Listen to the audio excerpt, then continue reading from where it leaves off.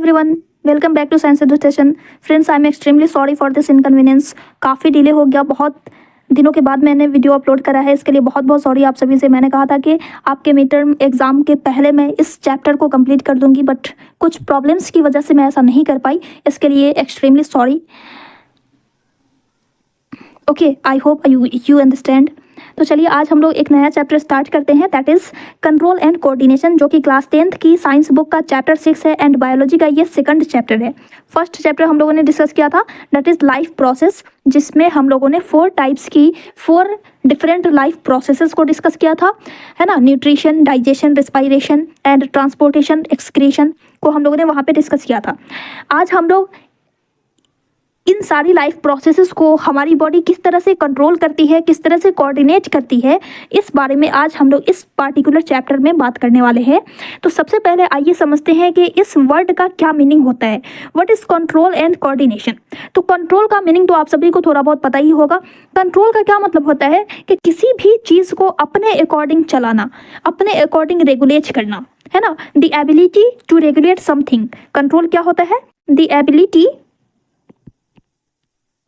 To regulate something. हम जब किसी चीज़ को अपने अकॉर्डिंग चलाते हैं, कब हमें उसे बंद करना है तो बंद कर देते हैं, कब हमें उसे स्टार्ट करना है तो स्टार्ट कर देते हैं। तो ये जो रेगुलेट करने की जो कैपेबिलिटी हमारे हाथ में होती है, उसी को हम कहते हैं कंट्रोल। ठीक है, अब सेकंड टर्म आता है यहाँ पे कोऑर्डिनेशन। तो देखो, अब जैसे कि एक ड्राइवर है, ड्राइवर जब गाड़ी चला रहा होता है तो उसके पास सारा कमांड होता है उस गाड़ी को चलाने का, कब उसे उस गाड़ी को स्टार्ट करनी है, कब स्लो करनी है, कब राइट टर्न लेना है, कब लेफ्ट टर्न लेना है। ये सारा कमांड किसके हाथ में होता है? इसी ड्राइवर के हाथ में होता है। अब डिफरेंट तरह की सिचुएशंस आती रहती हैं, उसे कंट्रोल करने के लिए गाड़ी में क्या होते हैं, अलग अलग पार्ट्स होते हैं, है ना। अलग अलग पार्ट्स अलग अलग फंक्शन परफॉर्म करते हैं, और ये सारे के सारे कमांड देता कौन है? ये ड्राइवर देता है ना। यानी कि कंट्रोल सिस्टम हो गया ड्राइवर, और काम करने वाले सेल्स के रूप में आप कंसीडर करो इस पार्ट्स को, है ना। अब ये ड्राइवर कंट्रोल कैसे करता है? डिफरेंट सिचुएशंस को पहले एनालाइज करता है और उसके अकॉर्डिंगली वो रिस्पॉन्स करता है। तो ये जो सिचुएशंस के अकॉर्डिंग रिस्पॉन्ड कर रहा है, पहले ये अपने इन्वायरमेंट के अकॉर्डिंग ये सिचुएशंस को पहले एनालाइज करता है, इस सिचुएशंस को पहले एनालाइज करता है, और एनालाइज करने के बाद ये क्या करता है? कमांड देता है, यानी कि रिस्पॉन्स करता है ना। अगर भीड़ है तो वहाँ पे ब्रेक लेगा, गाड़ी को स्लो करता है ना। तो ये जो इस कमांड को लेने में गाड़ी के डिफरेंट पार्ट्स जो एक्ट कर रहे हैं, साथ साथ फंक्शन कर रहे हैं। अब गाड़ी को, जैसे कि सामने कोई दूसरी गाड़ी जा रही है, तो उसे गाड़ी को लेफ्ट करने के लिए उसको इस गाड़ी की व्हील को भी घुमाना होता है, साथ साथ में इसको अपना ब्रेक भी लेना होता है। ये सारी चीज़ एक साथ करनी होती है ड्राइवर को, है ना। तो ये जो एक साथ मिलकर के काम कर रहे हैं डिफरेंट पार्ट्स, इसी को कहा जाता है कोऑर्डिनेशन। ठीक है, in simple terms different bodies का एक साथ मिलकर के सिचुएशन को हैंडल करना, यानी इन्वायरमेंट में हो रहे चेंज के अकॉर्डिंग, है ना। यहाँ पे क्या हो रहा है? सिचुएशंस चेंज हो रही हैं, यानी कि इन्वायरमेंट में चेंजेस हो रहा है, उस चेंजेस के अकॉर्डिंग क्या कर रहा है? ये उस चेंजेस के अकॉर्डिंग क्या कर रहा है? रिस्पॉन्ड कर रहा है ना। ड्राइवर क्या कर रहा है? चेंजेस के अकॉर्डिंग, इन्वायरमेंट में जो चेंज हो रहा है उसके अकॉर्डिंग ये रिस्पॉन्ड कर रहा है। This is called coordination. Environment में हो रहे चेंज के अकॉर्डिंग रिस्पॉन्ड करने को क्या कहते हैं? कोऑर्डिनेशन कहते हैं। अब आइए इसी टर्म को हम लिविंग ऑर्गेनिज्म के टर्म में समझते हैं। तो सपोज कीजिए कि आप जॉगिंग कर रहे हैं, दौड़ते दौड़ते क्या होता है, जब हम बहुत दौड़ने लगते हैं तो हमारी हार्ट भी तेज होने लगती है, हमारी सांसें जल्दी जल्दी चलने लगती हैं, है ना, और आप हाँफने लगते हो। तो ऐसा क्यों होता है?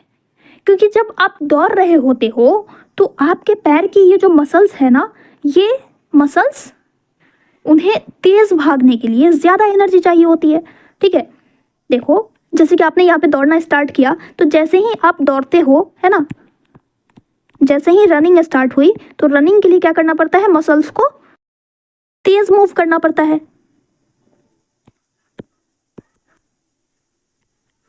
ना, तेज मूवमेंट करना पड़ता है। तेज मूवमेंट करने के लिए क्या होती है? मोर एनर्जी चाहिए होती है,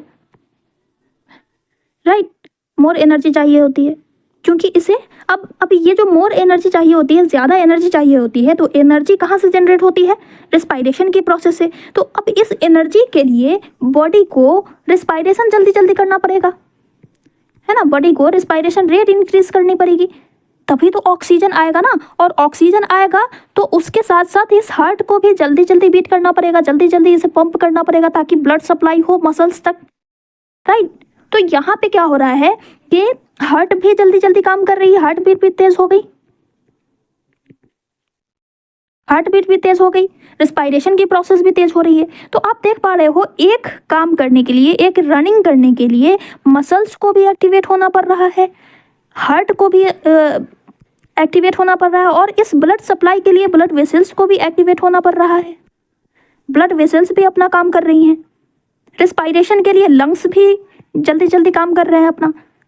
तो एक फंक्शन करने के लिए ये सारी सेल्स जो हैं वो एक दूसरे से कोऑर्डिनेट होकर के एक दूसरे के साथ मिल करके फंक्शन परफॉर्म कर रही है और एनर्जी जनरेट कर रही है। इसी एक साथ मिलकर काम करने की प्रोसेस को हम कोऑर्डिनेशन कहते हैं। Okay, so what is coordination? The working together of different body parts is known as coordination. Different body parts का एक साथ मिलकर के काम करना कोऑर्डिनेशन कहलाता है। ठीक है, अब ये जो बॉडी पार्ट्स हैं, ये जो बॉडी में डिफरेंट तरह की एक्टिविटीज़ हो रही हैं, रेस्पिरेशन तेज़ हो गया, हम तेज़ी से हाँफना स्टार्ट कर दिए हमने, और हार्ट बीट भी हमारी तेज़ हो गई। ये जो डिफरेंट एक्टिविटीज़ हो रही है उसके बाद मसल्स में भी कॉन्ट्रैक्शन रिलैक्सेशन हो रहा है, जल्दी जल्दी हम अपने कदम आगे बढ़ाते हैं, दौड़ते हैं। ये हाथ की भी मसल मूव कर रही हैं, पैर के भी मसल्स मूव कर रहे हैं। तो ये जो इतनी सारी एक्टिविटीज़ हो रही हैं वो कैसे हुई, कैसे हुई, कैसे पता चला कि इस बॉडी को इतने सारे काम करने हैं, ये कैसे पता चला? तो शुरुआत हुई मसल्स से। मसल्स ने क्या किया, इस फ्रिक्शन को रिसीव किया, है ना।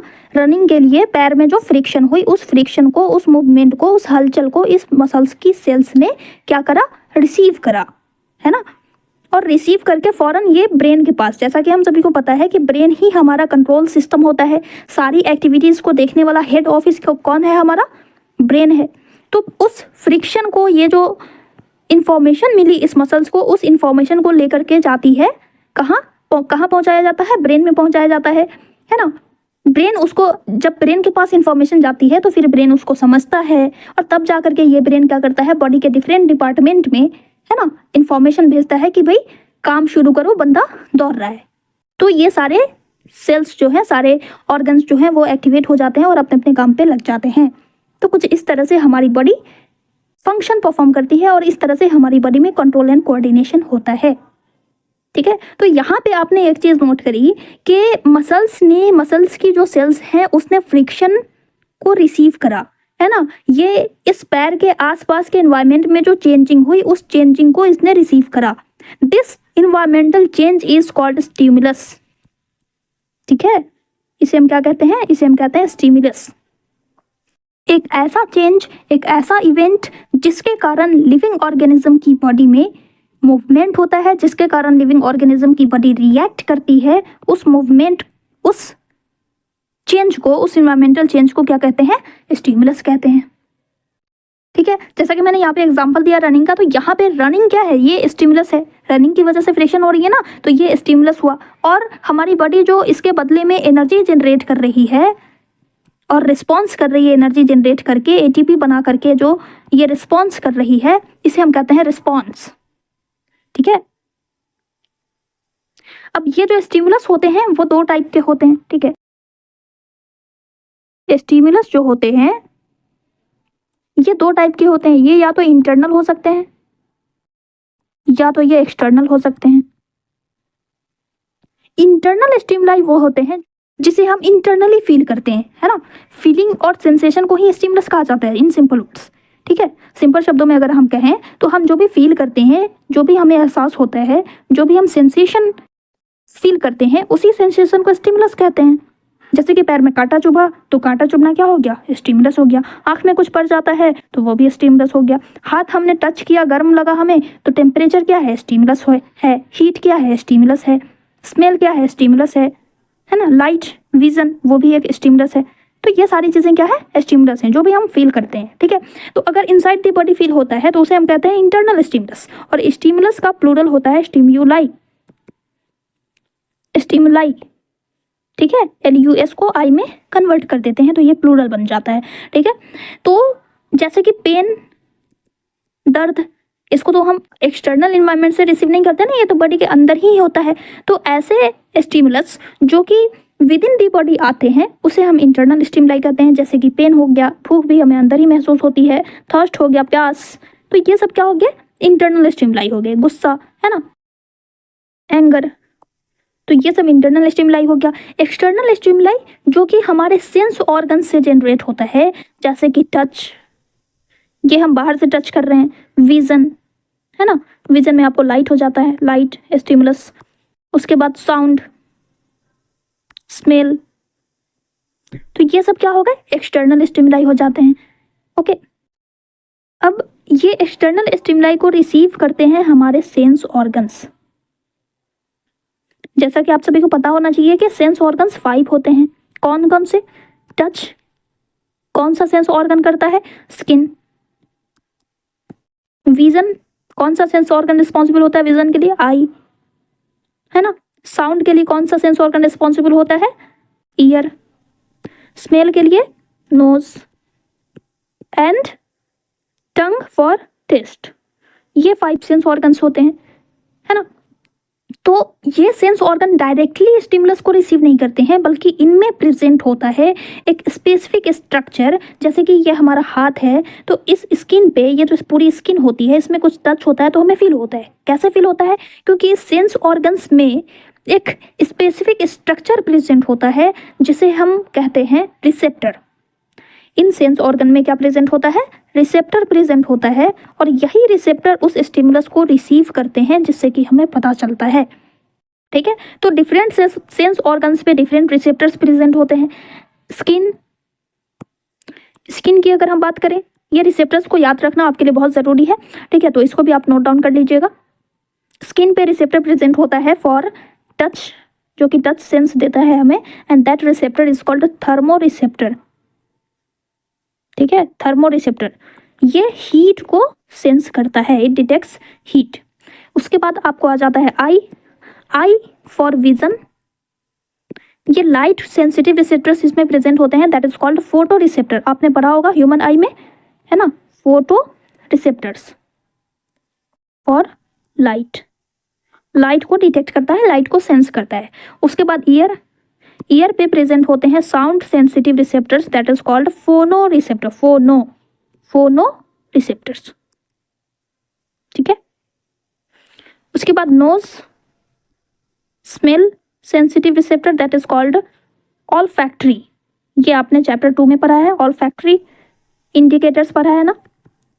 ऑल्फैक्टरी रिसेप्टर्स प्रेजेंट होते हैं नोज की टिप पे, है ना, मतलब नोज की जो बाहरी लेयर होती है उस पे प्रेजेंट होता है ऑल्फैक्टरी रिसेप्टर्स, जो कि स्मेल को सेंस करता है। उसके बाद आपकी आ जाती है, उसके बाद आपका आ जाता है टंग, जो कि टेस्ट को डिटेक्ट करता है, इस पे प्रेजेंट होते हैं receptors, that is gustatory receptors, gustatory receptors. ठीक है, तो ये आपके लिए एक न्यू है और एक ये न्यू है, बाकी सब तो आप कनेक्ट कर सकते हो, है ना। तो ये काफ़ी इंपॉर्टेंट है, आपको ये याद होना चाहिए। ठीक है, ये सारी चीज़ें जो मैंने यहाँ पे बताई वो ऑलरेडी यहाँ इसमें मैंने लिख करके मेंशन किया हुआ है, ये सारी चीज़ आपकी नोटबुक में होनी चाहिए। ठीक है, अब हमने यहाँ पे एक एग्जांपल लिया था इस रनिंग का, तो यहाँ पे आपने देखा कि स्टिमुलस जो है, जब तक हमें स्टिमुलस नहीं मिलता है हमारी बॉडी रिस्पॉन्स नहीं क्रिएट करती है। दैट मीन्स क्या कि स्टिमुलस एंड रिस्पॉन्स एक दूसरे से रिलेटेड होते हैं, है ना। हमने अभी रनिंग का एग्जाम्पल देखा, तो स्टिमुलस एक चेंज है एंड रिस्पॉन्स क्या है, इस स्टिमुलस की वजह से ये रिस्पॉन्स जनरेट होता है ना। इट इज ऑर्गेनिज्म रिएक्शन, हम जो रिएक्शन करते हैं that is called response, and जो हम सेंस करते हैं that is called stimulus. Okay, so control and coordination यहाँ पे मैंने मेंशन कर दिया है, the ability to regulate something such as starting, stopping down, slowing down और stopping it is called control. And coordination को हम कैसे डिफाइन करेंगे, the working together of an organism systems, organism में जो भी सिस्टम्स है, respiratory system, circulatory systems, digestive systems, इन सभी का आपस में कोरिलेट होकर के काम करना, फंक्शन परफॉर्म करना, दिस इज कॉल्ड कोऑर्डिनेशन। ठीक है, अब आइए कुछ टर्म को समझ लेते हैं। फॉर एग्जाम्पल, आपने घर में चीज़ टच करी, आपको गर्म फील हुआ, तो इस हीट को हम कहेंगे स्टिमुलस। ठीक है, यहाँ पे हीट है, आपने इसे टच किया, आपको हीट फील हुआ, आपने अपना हाथ पीछे कर लिया, तो ये जो हीट फील हुआ this is called stimulus. Heat क्या हो गया यहाँ पे, स्टिमुलस हो गया। और जो आपने हीट फील होने पर अपना हाथ पीछे किया, अपना हाथ ऊपर उठा लिया, दिस इज कॉल्ड रिस्पॉन्स। तो विथड्रॉविंग ऑफ हैंड क्या हो जाएगा, withdrawing of hand is called respond. ये क्या हो गया, रिस्पॉन्ड हो गया, है ना। यानी जो हमने फील किया वो स्टिमुलस हुआ और जो हमने रिएक्ट किया that is called response, response. ठीक है, स्टिमुलस एंड रिस्पॉन्स ये दोनों टर्म क्लियर हो गए। अब देखो, जैसा कि मैंने कहा कि रिसेप्टर भी आपको समझ में आ गया। स्टिमुलस, हमारे जो सेंस ऑर्गन्स होते हैं वो एक्सटर्नल स्टिमुलाई को रिसीव करते हैं, और हमारे सेंस ऑर्गन्स की टिप पे, हमारे सेंस ऑर्गन्स जो होते हैं उन पे प्रेजेंट होते हैं कुछ स्पेशल प्रोटीन, मान सकते हो आप उसे, वो प्रोटीन्स भी हो सकते हैं, वो सेल्स भी हो सकते हैं, कुछ भी हो सकता है। एक स्पेशल स्ट्रक्चर होता है जिसे हम कहते हैं रिसेप्टर्स। ठीक है, जैसा कि नाम से ही पता चल रहा है, रिसेप्टर यानी कि रिसीव करने वाला। रिसेप्टर मतलब क्या, रिसीव करने वाला। तो क्या रिसीव करता है ये रिसेप्टर, स्टिमुलस को रिसीव करता है। रिसीव करने वाले को क्या कहते हैं, रिसेप्टर कहते हैं। अब यहाँ पे इस सेंस ने, इस स्किन ने, हमारे ये जो हाथ की स्किन है उस पे प्रेजेंट होता है रिसेप्टर। उस रिसेप्टर ने इस हीट को सेंस किया, सेंस करके ये फौरन भेज देती है स्पाइनल कॉर्ड के पास, फिर ये स्पाइनल कॉर्ड भेजती है ब्रेन के पास, ब्रेन उसको समझता है, फिर ये वापस से इंफॉर्मेशन देता है इस स्पाइनल कॉर्ड को, और फिर ये स्पाइनल कॉर्ड क्या करती है, ये फिर हमारे इस हाथ को जाकर के कहती है कि ये गर्म है, अपना हाथ पीछे करो नहीं तो जल जाएगा। तब हम अपनी हाथ को मूव कर पाते हैं। तो यहाँ पे जो मसल्स काम कर रही है इस हाथ को बैक करने में, विथड्रॉ करने में, इस मसल्स को, है ना, जो रिस्पॉन्स में एक्ट करती है उसे हम कहते हैं effector. Okay, so what is effector, the cells, tissue और organs, anything it can be. ठीक है, ये कुछ भी हो सकता है, सेल्स, टिश्यूज और organs that acts in response to the stimuli, stimuli के रिस्पॉन्स में जो एक्ट करते हैं, दिस इज कॉल्ड इफेक्टर। तो ये 4 टर्म आपको ध्यान में रखने हैं, आपसे पूछा जा सकते हैं।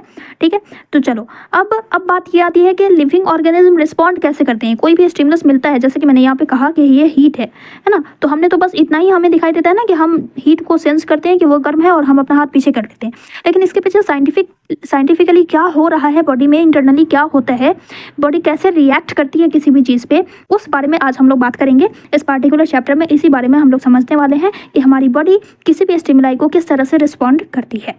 अब ये जो रिस्पॉन्स होता है ना, ये हर ऑर्गेनिज्म में अलग अलग तरीके से होता है। जैसे कि अगर हम प्लांट्स की बात करें तो प्लांट्स में ना तो कोई नर्वस टिश्यूज होती है, नर्वस सिस्टम होता है, ना ही उसमें कोई मसल्स होती हैं जो कॉन्ट्रैक्ट रिलैक्स करेगी, हम अपने हाथ पर मूव कर पाते हैं, है ना। प्लांट्स में तो ऐसा कुछ होता नहीं है। तो प्लांट्स में डिफरेंट तरीके से होता है और हमारे बॉडी में कुछ अलग तरीके से रिस्पॉन्स होता है, कुछ अलग तरीके से कोऑर्डिनेशन होता है।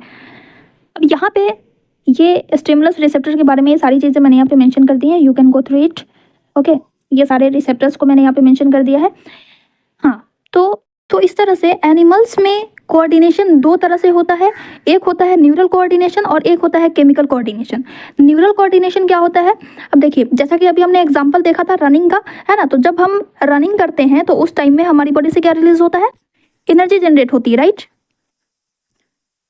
और इसे कंट्रोल कौन कर रहा है, हमारा नर्वस सिस्टम करता है, हमारा ब्रेन कंट्रोल करता है ना। वैसे तो सारी एक्टिविटीज़ को हमारा कंट्रोल करने वाला एक ही सिस्टम होता है, control system, that is brain. ठीक है, तो यहाँ पे हमारी नर्व्स इन्वॉल्व होती हैं, हमारी नर्व सेल इन्वॉल्व होती हैं इस चीज़ को करने के लिए, है ना। और दूसरा, अगर मान लो, सपोज कर लो, एक एग्जाम्पल से समझो इसे, कि अगर आपने किसी को अचानक से देख लिया, है ना, कोई डरावनी चीज़ आपने अचानक से देख ली और आप उस डर से आप भागना स्टार्ट कर देते हो, तो वहाँ पे आपको फास्ट रनिंग की ज़रूरत होती है, राइट। वहाँ पे आपको क्या होगा, फास्ट रनिंग की ज़रूरत होगी। तो इस टाइम में, इस फास्ट रनिंग में हेल्प करने के लिए हमारी बॉडी से कुछ हार्मोन्स रिलीज होते हैं। एक हार्मोन रिलीज होता है जिसका नाम होता है एड्रेनालिन, जो कि हमें इनकरेज करता है, जो कि हमें एक्स्ट्रा एनर्जी प्रोवाइड करता है फास्ट रनिंग के लिए। ओके, तो यहाँ पे ब्रेन को इन्फॉर्मेशन गई कि भाई कोई चीज़ है, डरावनी चीज़ है, इस बॉडी को जल्दी जल्दी रन करना है, भागना है, वहाँ से प्रोटेक्ट करना है अपने आप को। तो ये ब्रेन क्या करता है, ब्रेन सिग्नल देता है हॉर्मोन्स रिलीज होने का, है ना। तो यहाँ पे हॉर्मोन्स का सिक्रेशन होता है और हम फास्ट दौड़ पाते हैं। तो यहाँ पे आपने देखा कि यहाँ पे हार्मोनल सिक्रेशन हो रहा है, हार्मोनल कंट्रोल हो रहा है, हॉर्मोन्स की वजह से कोऑर्डिनेशन हो रहा है। तो जब कोऑर्डिनेशन हार्मोन्स से एसोसिएटेड होता है तो उसे हम कहते हैं केमिकल कोऑर्डिनेशन, और जब नर्व सेल इन्वॉल्व होती हैं तो उस टाइप के कोऑर्डिनेशन को हम कहते हैं न्यूरल कोऑर्डिनेशन। ठीक है, तो इस तरह से दो टाइप कोऑर्डिनेशन दो तरह से हमारी बॉडी में होता है, एक होता है न्यूरल कोऑर्डिनेशन और एक होता है केमिकल कोऑर्डिनेशन। केमिकल कोऑर्डिनेशन में हार्मोन्स इन्वॉल्व होते हैं और न्यूरल कोऑर्डिनेशन में हमारा नर्वस सिस्टम इन्वॉल्व होता है। ठीक है, सो what is neural coordination? Coordination with the help of nervous system, neurons, है ना। कोऑर्डिनेशन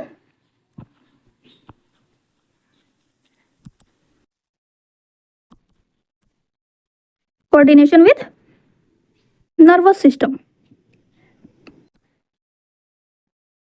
तो इसमें हम लोग नर्वस सिस्टम के बारे में पढ़ेंगे। उसके बाद आता है हमारा केमिकल कोऑर्डिनेशन, तो इसमें हम हार्मोन्स के बारे में पढ़ेंगे। अब हार्मोन्स का सिक्रेशन होता है एक ग्लैंड से, जिसे हम कहते हैं एंडोक्राइन ग्लैंड। ठीक है, जिसे हम कहते हैं एंडोक्राइन ग्लैंड। अब ये ग्लैंड दो टाइप के होते हैं, ये हम लोग अभी डिटेल्स में पढ़ेंगे नेक्स्ट लेक्चर में। तो एंडोक्राइन जहाँ से सिक्रीट होता है ना, अलग अलग ग्लैंड से अलग अलग हार्मोन्स सिक्रीट होते हैं। ये सारे ग्लैंड मिलकर के एक सिस्टम बनाते हैं जिसे हम कहते हैं एंडोक्राइन सिस्टम, जिसे हम कहते हैं एंडोक्राइन सिस्टम। तो इस तरह से एनिमल्स के केस में हम दो सिस्टम को डिस्कस करने वाले हैं, एक होगा हमारा नर्वस सिस्टम और दूसरा होगा हमारा एंडोक्राइन सिस्टम। आज के इस पार्टिकुलर लेक्चर में हम लोग नर्वस सिस्टम को डिस्कस करने वाले हैं, फिर नेक्स्ट लेक्चर में हम लोग एंडोक्राइन सिस्टम को कर लेंगे, है ना। पहले एनिमल्स को ही डील कर लेते हैं, उसके बाद हम लोग प्लांट्स के बारे में पढ़ेंगे। प्लांट्स में किस तरह से कोऑर्डिनेशन होता है वो हम लोग देखेंगे थर्ड लेक्चर में। तो प्लांट्स में अब देखो, हमारी तरह ना तो इसमें कोई नर्वस सिस्टम होता है, ना ही इसमें मसल्स होती हैं, है ना। तो प्लांट्स में जो कोऑर्डिनेशन होता है वो हार्मोनल कोऑर्डिनेशन होता है, दैट इज केमिकल कोऑर्डिनेशन। कुछ हार्मोन्स रिलीज होते हैं। आपने देखा होगा कि बहुत सारे प्लांट्स ऐसे होते हैं जो कि टच करने पर रिस्पॉन्स क्रिएट करते हैं, यानी कि उनमें मूवमेंट शो करा करके भी वो रिस्पॉन्स क्रिएट करते हैं। इस तरह से भी उनमें कोऑर्डिनेशन होता है। तो बेसिकली प्लांट्स में हम लोग केमिकल कोऑर्डिनेशन को डील करने वाले हैं, क्योंकि इसमें न्यूरल कोऑर्डिनेशन नहीं होता है। तो इस तरह से फर्स्ट लेक्चर ये रहेगा हमारा, सेकंड लेक्चर केमिकल कोऑर्डिनेशन को देखेंगे जिसमें हम लोग एंडोक्राइन सिस्टम को डिस्कस करेंगे, एंड थर्ड लेक्चर में हम लोग प्लांट्स में कोऑर्डिनेशन किस तरह से होता है वो डील करेंगे। ठीक है, तो चलिए आज का सेशन हम लोग स्टार्ट करते हैं नर्वस सिस्टम।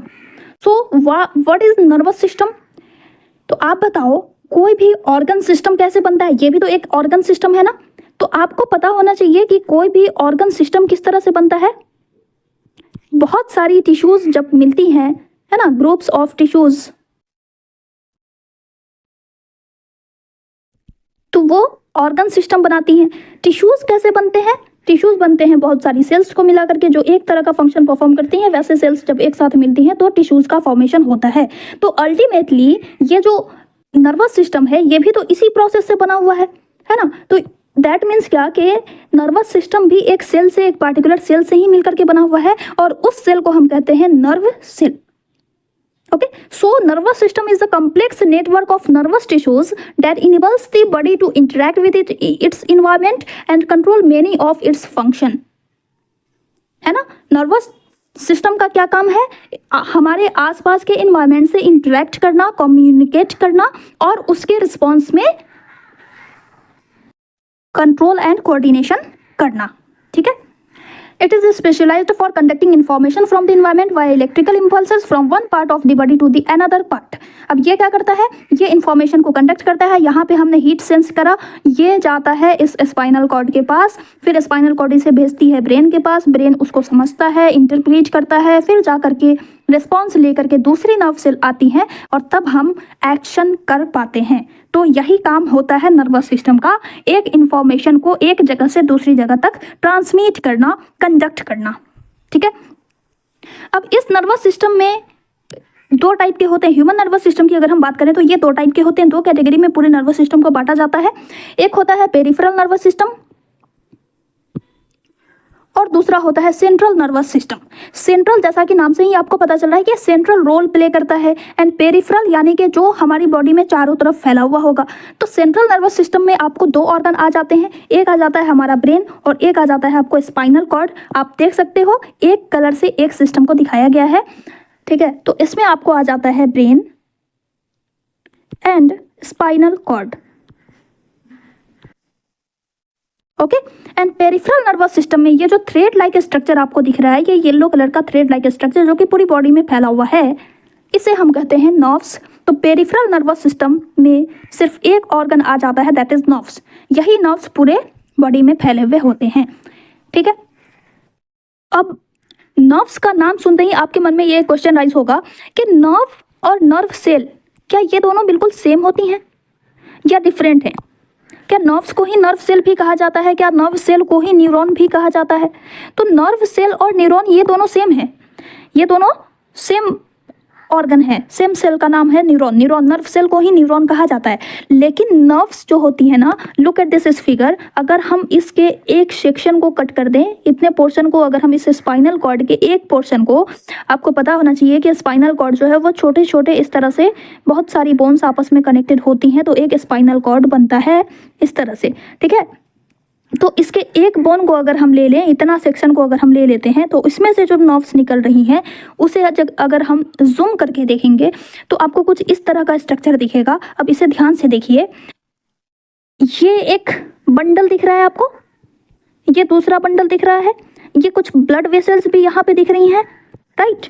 तो आप यहाँ पे क्या देख रहे हो नर्व्स में कि ब्लड वेसल्स भी है, ब्लड वेसल्स भी हैं, प्लस बहुत सारे बंडल्स हैं, है ना। अब ये बंडल्स क्या चीज के हैं? तो देखो, अगर एक बंडल के एक पोर्शन को, एक ट्यूब को अगर हम जूम करके देखें तो आप देख पा रहे हो यहाँ पे ये एक क्या है, न्यूरॉन है ना। यानी कि बहुत सारी नर्व सेल्स मिल करके एक बंडल बनाती है, दैट मीन्स के बंडल ऑफ नर्व सेल्स। तो इस बंडल को हम कहते हैं नर्व फाइबर। ओके, और जब ये बंडल, बहुत सारे नर्व फाइबर्स के बंडल जब एक साथ मिल जाते हैं और उसके साथ साथ ब्लड वेसल्स भी होती हैं, तो इस पूरे बंडल को हम कहते हैं नर्व्स, यानी कि blood vessels plus bundle of nerve fibres. ठीक है, bundle of nerve fibres plus blood vessels, इस दोनों को कलेक्टिवली हम कहेंगे नर्व्स। ठीक है, इन दोनों को हम कहेंगे nerve. And what is nerve fiber? तो nerve fiber is the bundle of neurons. Nerve fiber में बहुत सारे न्यूरॉन्स का कलेक्शन होता है, इसमें ब्लड वेसल्स इंक्लूडेड नहीं होती हैं, बट नर्व में बंडल ऑफ नर्व फाइबर्स भी होते हैं और प्लस में ब्लड वेसल्स भी होती हैं। अब ये नर्व्स, जैसा कि आपने देखा, यहाँ पे हमने एक एग्जांपल देखा था कि जैसे ही हम हीट सेंस करते हैं, जैसे ही टच हुआ, उस टच को ले जाती है यही नर्व्स, कहाँ? स्पाइनल कॉर्ड के पास।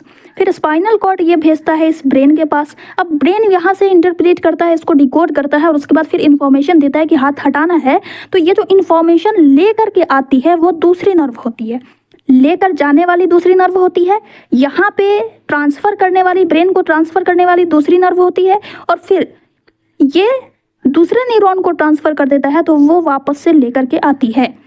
तो इस तरह से नर्व सेल जो होती हैं, नर्व्स जो होती हैं, वो मेनली दो टाइप की होती हैं, एक ले जाने वाली और दूसरी ले करके आने वाली। इन्फॉर्मेशन को जो लेकर जाती है ब्रेन तक, है ना, या स्पाइनल कॉर्ड तक, ब्रेन या स्पाइनल कॉर्ड, इसे हम कलेक्टिवली कहते हैं सेंट्रल नर्वस सिस्टम, यानी कि CNS। तो एक नर्व सेल, एक नर्व का क्या काम हो रहा है, ये डिफरेंट ऑर्गन से CNS तक लेकर के जा रही है, और दूसरी होती है जो CNS से इंफॉर्मेशन को डिफरेंट बॉडी पार्ट्स तक लेकर आती है। ठीक है, तो इस तरह से नर्व्स दो टाइप की होती हैं। पहली नर्व्स जो इंफॉर्मेशन को लेकर जाती है उसे हम कहते हैं sensory nerve, sensory nerves that convey the environmental information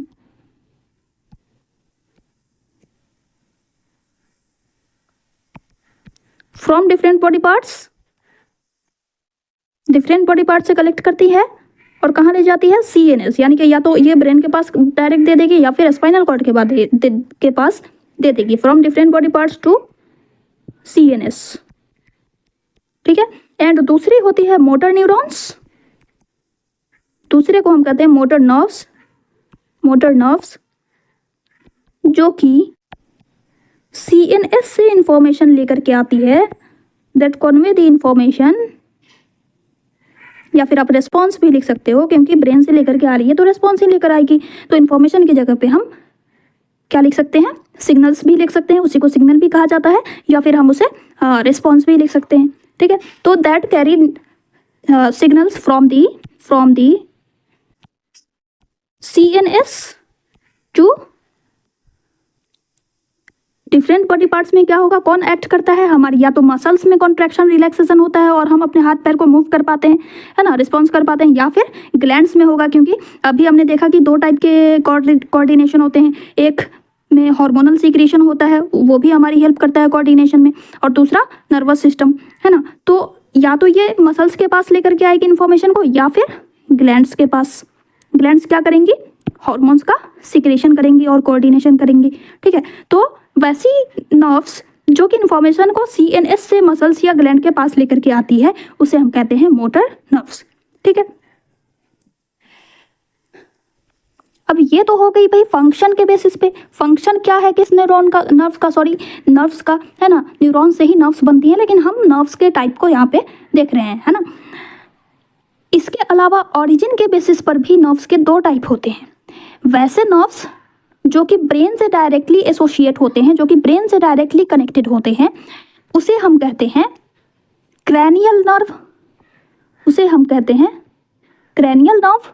और जो स्पाइनल कॉर्ड से आप देख रहे हो यहाँ पे अटैच्ड है, डायरेक्टली स्पाइनल कॉर्ड से अटैच्ड है, उसे हम कहते हैं स्पाइनल नर्व्स, ठीक है। इस तरह से 2 टाइप की नर्व्स होती हैं ऑरिजिन के बेसिस पे। पहला मैंने क्या कहा, क्रैनियल नर्व्स,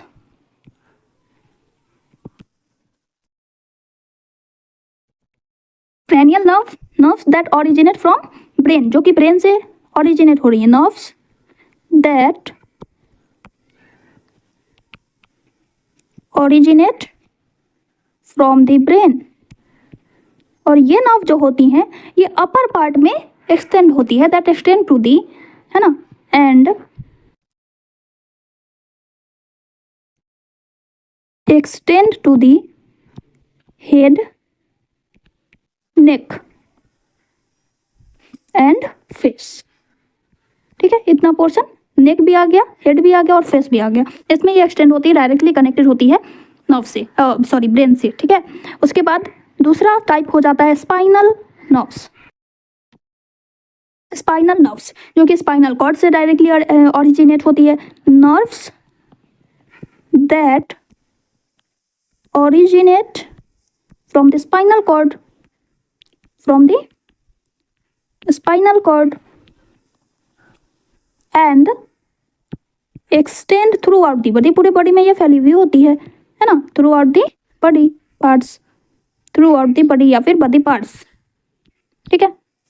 यानी कि वैसी नर्व जो स्पाइनल कॉर्ड से निकलती है और इंपल्सेस को ब्रेन तक भी लेकर के जाती है और पूरे बॉडी पार्ट्स तक भी लेकर के जाती है, ठीक है। तो इट कैरीज इंपल्सेस, ये जो स्पाइनल नर्व्स होती है, इट कैरीज इंपल्सेस, इम्पल्स उसी को कहते हैं सिग्नल को ले जाना, ले आना, क्या होता है वो हम लोग अभी आगे समझेंगे, ठीक है। It carries impulses to and from, यानी कि ब्रेन से लेकर के भी आती है एंड ब्रेन तक लेकर के भी जाती है, to and from the CNS, okay. ये जो स्पाइनल कॉर्ड होती हैं ये हमारे अंदर 31 पेयर्स में प्रेजेंट होती हैं। स्पाइनल नर्व्स जो होती हैं वो 31 पेयर्स में प्रेजेंट होती है, 31 पेयर्स, ठीक है। जिसे हम रीढ़ की हड्डी बोलते हैं ना, तो उसके अंदर प्रेजेंट होती है जो नर्व्स, उसे हम कहते हैं स्पाइनल नर्व्स। और जो हमारे ब्रेन में प्रेजेंट है उसको कहते हैं क्रैनियल नर्व, जो कि 12 पेयर्स होती हैं, 12 पेयर्स होती हैं, ओके। तो ये था हमारा नर्व्स। अब बिकॉज ये नर्व न्यूरॉन से ही मिलकर के बनी हुई है, इनफैक्ट पूरा नर्वस सिस्टम जो है हमारा, जो यहाँ पे आपको दिख रहा है, वो पूरा नर्वस सिस्टम छोटे छोटे सेल से ही मिलकर के बना हुआ है, एंड उस सेल को ही हम कह रहे हैं नर्व सेल, उसी सेल का नाम है नर्व सेल। तो सबसे पहले हमें नर्व सेल के स्ट्रक्चर जानना बहुत ज़रूरी है ना। तो आइए पहले हम लोग न्यूरॉन के स्ट्रक्चर को समझते हैं। ये क्लास 9th का कंसेप्ट है, आपने अच्छे से पढ़ा है, फिर से एक बार कर लेते हैं, है ना। तो देखो, न्यूरॉन बाकी सारे सेल्स से थोड़ा सा डिफरेंट होता है क्योंकि इसका बहुत ही स्पेशलाइज्ड फंक्शन होता है। ये क्या करते हैं, ये ट्रांसमिशन करती हैं नर्व इम्पल्सेस का, है ना। ये एक जगह से इंफॉर्मेशन को लेती है और डिफरेंट बॉडी पार्ट्स में पहुंचाने का काम होता है नर्व सेल का, ठीक है। तो इसका स्ट्रक्चर भी कुछ अलग होता है। इसमें एक पार्टिकुलर सेल बॉडी ही नहीं होती है, बल्कि इसके अलावा भी कुछ पार्ट्स होते हैं। लुक एट दिस, ये लॉन्ग टेल भी होता है, फिर इसके बाद यहाँ पे ब्रांचेस होते हैं, फिर यहाँ पे इसमें जैसे कि आपने देखा था कि सेल जो होती हैं वो ऐसे ऐसे करके कनेक्टेड होती है टिश्यू फॉर्मेशन के लिए, है ना, इस तरह से कनेक्टेड होती है और एक टिश्यू का फॉर्मेशन करती है। न्यूरॉन जो होता है, न्यूरॉन सेल जो होती है वो हेड टू टेल कनेक्टेड होती है एक दूसरे से, है ना। ये टेल है ना, ये टेल है, तो यहाँ पे दूसरे न्यूरॉन का हेड कनेक्टेड होता है इस तरह से, और ये यहाँ पे इसका टेल है। फिर यहाँ से दूसरी सेल्स कनेक्टेड होगी, इस तरह से वर्टिकली कनेक्टेड होती हैं नर्व सेल एक दूसरे से और टिश्यूज का फॉर्मेशन करती हैं, है ना। तो इसी तरह से अगर रफली में बताऊँ, यहाँ पे आप मान लो इसे, है ना, ये मान लो कि एक नर्व है इस तरह से, तो यहाँ पे दूसरी नर्व सेल कनेक्टेड है इस तरह से, फिर यहाँ पे तीसरी नर्व सेल इस तरह से कनेक्टेड है ना। ये रफली मैं बता रही हूँ। तो ये बन गया नर्वस टिश्यूज। अब इसमें अगर हॉरिजॉन्टली और भी सेल्स आकर के इस तरह से कनेक्टेड हों, इस तरह से बहुत सारी सेल्स कनेक्टेड हों, है ना, इस तरह से बहुत सारी सेल्स इस तरह से कनेक्टेड हों, तो इसी को हम कह देते हैं क्या, नर्व फाइबर, है ना। ये एक बंडल बना देती है इस तरह से, तो ये हो गया नर्व फाइबर। इसमें बहुत सारी सेल्स इस तरह से कनेक्टेड हैं। अब ये इस तरह का बहुत सारा बंडल अगर इस तरह से कनेक्टेड हो जाए, बहुत सारा बंडल अगर इस तरह से कनेक्टेड हो जाए, तब हम इसे क्या कहेंगे, इस पूरे एक बंडल को हम कहेंगे नर्व्स। तब हम इसे क्या कहेंगे, नर्व्स। ठीक है, चलो अब स्ट्रक्चर देख लेते हैं इसका। देखिए ये बीच वाला जो पार्ट है, this is called cell body, क्योंकि यही वो पार्ट है जो कि सेल का जो बेसिक स्ट्रक्चर होता है, जिसमें साइटोप्लाज्म भरे हुए होते हैं और उसके बीच में न्यूक्लियस होता है। तो इस स्ट्रक्चर को हम कहेंगे सोमा, या इसे हम कहते हैं सेल बॉडी, या फिर इसे कहा जाता है साइटोन। ये तीन नाम आपको याद रखने हैं। उसके बाद अब इसी सेल बॉडी से अटैच्ड कुछ ब्रांच लाइक स्ट्रक्चर होता है। ये कुछ ब्रांच लाइक स्ट्रक्चर होता है, इस स्ट्रक्चर को कहते हैं डेंड्राइट्स। ठीक है, इस स्ट्रक्चर को कहा जाता है डेंड्राइट्स। यही वो पार्ट होते हैं जो स्टिमुलस को रिसीव करने का काम करते हैं। अब आप अवेयर हो, स्टिमुलस किसे कहते हैं, रिसेप्टर किसे कहते हैं, है ना। तो इसका जो टिप होता है ना, ये जो टिप होता है, जैसे आपकी फिंगर है, फिंगर का टिप होता है, वैसे ही इसकी जो टिप होती है, इसका जो एंड पॉइंट होता है, उस पर प्रेजेंट होते हैं रिसेप्टर्स जो कि स्टिमुलस को रिसीव करते हैं। ठीक है, और जैसे ही स्टिमुलस को रिसीव करते हैं, वैसे ही इस सेल बॉडी में जो बहुत सारे आयंस प्रेजेंट हैं उनमें हलचल होती है और इलेक्ट्रिसिटी जनरेट होती है। जिसकी वजह से इलेक्ट्रिसिटी जनरेट होती है, तो उसी को हम कहते हैं इलेक्ट्रिकल इम्पल्स जनरेट करना। तो यही डेंड्राइट्स वो पार्ट है जहाँ पे इलेक्ट्रिकल सिग्नल का इलेक्ट्रिकल इम्पल्सेस स्टार्ट होते हैं, इनिशिएट होते हैं। ठीक है, चलो उसके बाद सेल बॉडी के आगे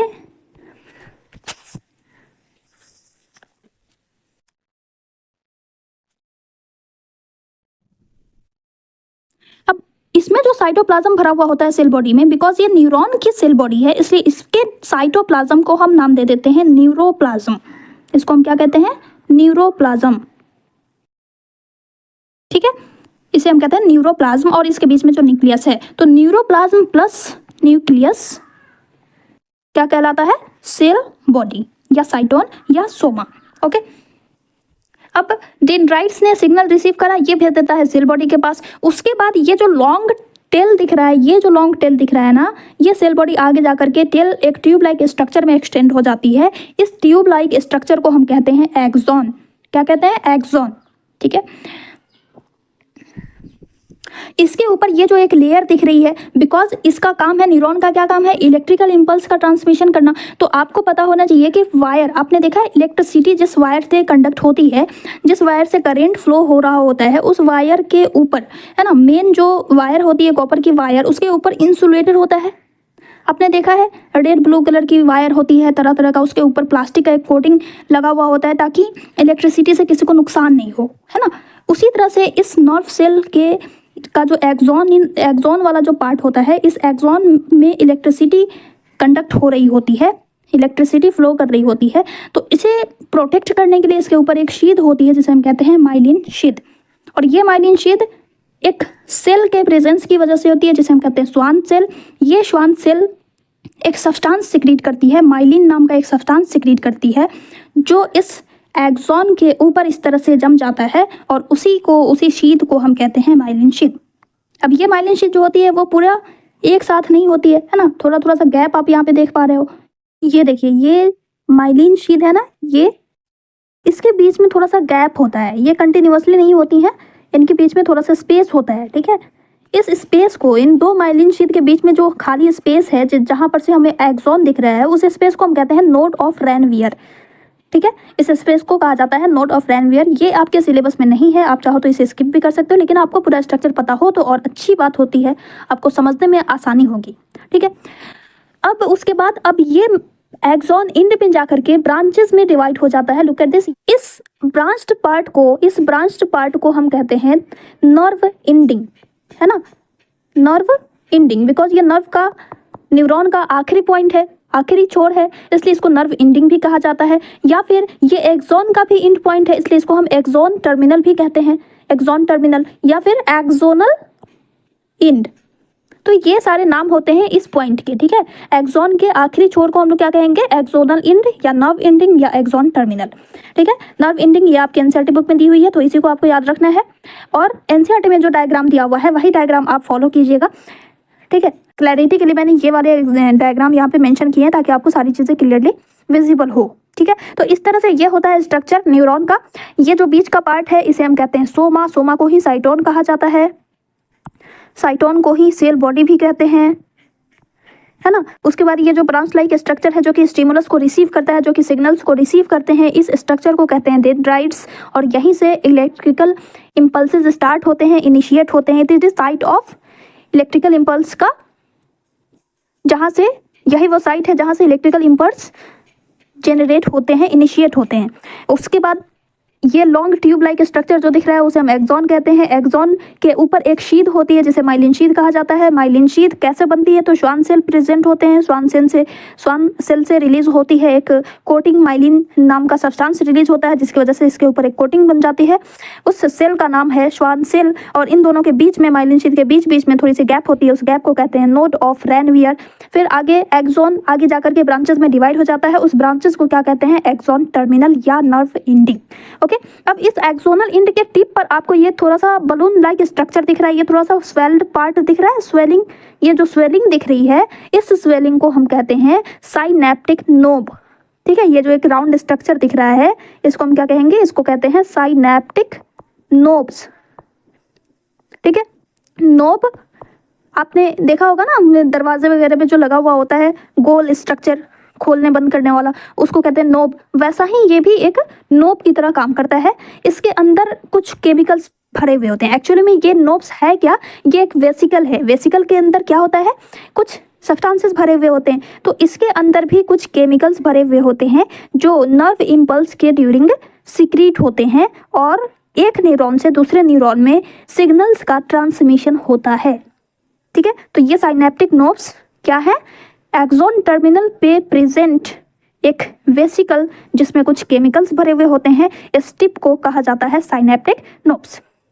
ओके, अब जैसा कि मैंने कहा कि एक जैसे बहुत सारे सेल्स मिलकर टिश्यूज बनाते हैं, एंड नर्व सेल्स के केस में एक नर्व सेल जहाँ पे खत्म होता है वहीं पर से दूसरे नर्व सेल यहाँ पर से स्टार्ट होते हैं, है ना, दूसरे नर्व सेल यहाँ पर से स्टार्ट होते हैं। तो एक सेल का, एक न्यूरॉन सेल का ये डेंड्राइट्स दूसरे न्यूरॉन सेल के एक्सॉन टर्मिनल से पॉइंटेड होता है, दूसरे टर्मिनल से ज्वाइंट होता है ना, कुछ इस तरह का स्ट्रक्चर बनता है। ये एक न्यूरॉन है, ओके, ये एक न्यूरॉन है, ये डेंड्राइट्स है इसकी, तो दूसरा न्यूरॉन यहां पर से ज्वाइंट होगा इस तरह से,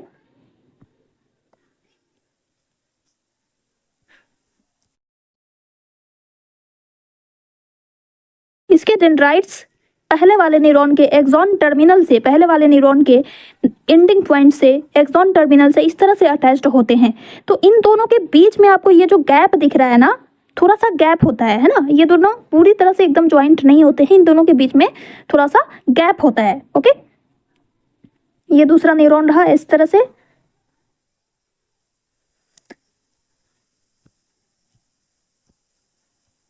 तो यहाँ पे ये जो गैप दिख रहा है, इस गैप को कहा जाता है साइनेप्स। दो न्यूरॉन के बीच में जो थोड़ा सा गैप है उस गैप को कहते हैं साइनेप्स। ठीक है, इसकी फंक्शनिंग और अच्छे से क्लियर होगी जब हम इस न्यूरॉन के स्ट्रक्चर, न्यूरॉन के फंक्शनिंग को देखेंगे। तो चलिए अब न्यूरॉन के फंक्शंस को देख लेते हैं कि नर्व इम्पल्सेस का ट्रांसमिशन ये किस तरह से करते हैं। ओके, सो ये सारी चीज़ें यहाँ पे मेंशन है, you can go through it.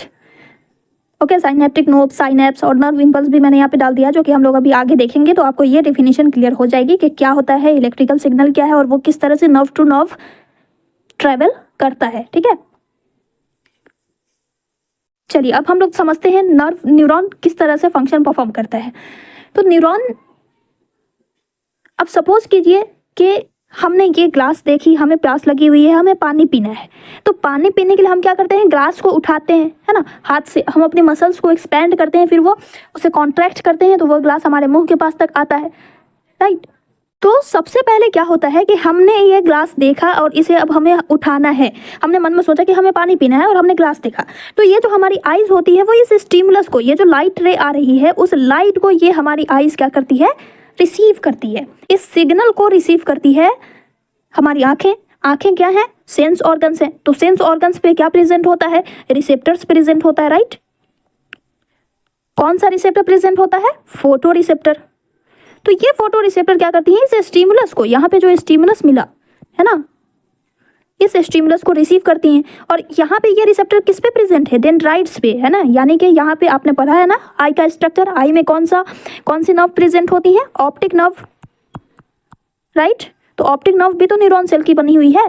तो ऑप्टिक नर्व की जो न्यूरॉन है, ऑप्टिक नर्व्स का जो न्यूरॉन है एक सेल की अगर हम बात करें, cell is the structural and functional unit of organ system, right.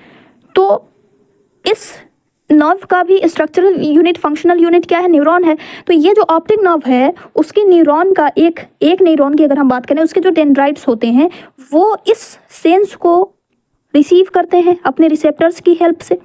अब जैसे ही ये डेंड्राइट्स इस सिग्नल को रिसीव करते हैं, जैसे ही इसने इस सिग्नल को रिसीव करा, ये जो सेल बॉडी है, इस सेल बॉडी में हलचल होने लगती है। इसमें जो आयन्स हैं, जैसा कि मैंने कहा था कि ये जो साइटोप्लाज्म है जिसे हम न्यूरोप्लाज्म बोलते हैं न्यूरॉन के केस में, उस न्यूरोप्लाज्म में बहुत सारे सेल ऑर्गेनेलिज के साथ साथ आयन्स प्रेजेंट होते हैं। इसी में गोल्जी एपेरेटस, माइटोकॉन्ड्रिया और वगैरह वगैरह, एंडोप्लाज्मिक रेटिकुलम, ये सारी चीज़ें होती हैं। ये सारे सेल ऑर्गेनेलिज होते हैं। उन्हीं के साथ साथ आयन्स भी होते हैं, सोडियम, पोटेशियम वगैरह। तो जैसे ही डेंड्राइट्स ने सिग्नल्स को रिसीव करा, इसमें हलचल होने लगती है। हलचल होने की वजह से क्या होता है, आयन्स इधर उधर मूव करने लगते हैं। आयन्स के मूवमेंट की वजह से, है ना, ये स्टिमुलस, ये जो सिग्नल है ये इलेक्ट्रिकल सिग्नल में कन्वर्ट हो जाता है। ठीक है, तो अगर मैं इन सारी बातों को यहाँ पे लिखूं,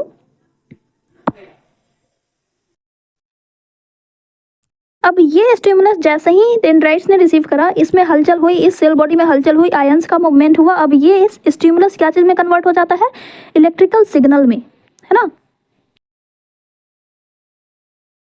ये कन्वर्ट हो जाता है इलेक्ट्रिकल सिग्नल में। ये हमने पढ़ाया भी है कि जब आयन्स मूव करते हैं तो इलेक्ट्रिसिटी जनरेट होती है ना। तो इस तरह से जब ये आयन्स मूव करते हैं तो इलेक्ट्रिसिटी जनरेट होती है और स्टिमुलस जो है वो इलेक्ट्रिकल सिग्नल में कन्वर्ट हो जाता है।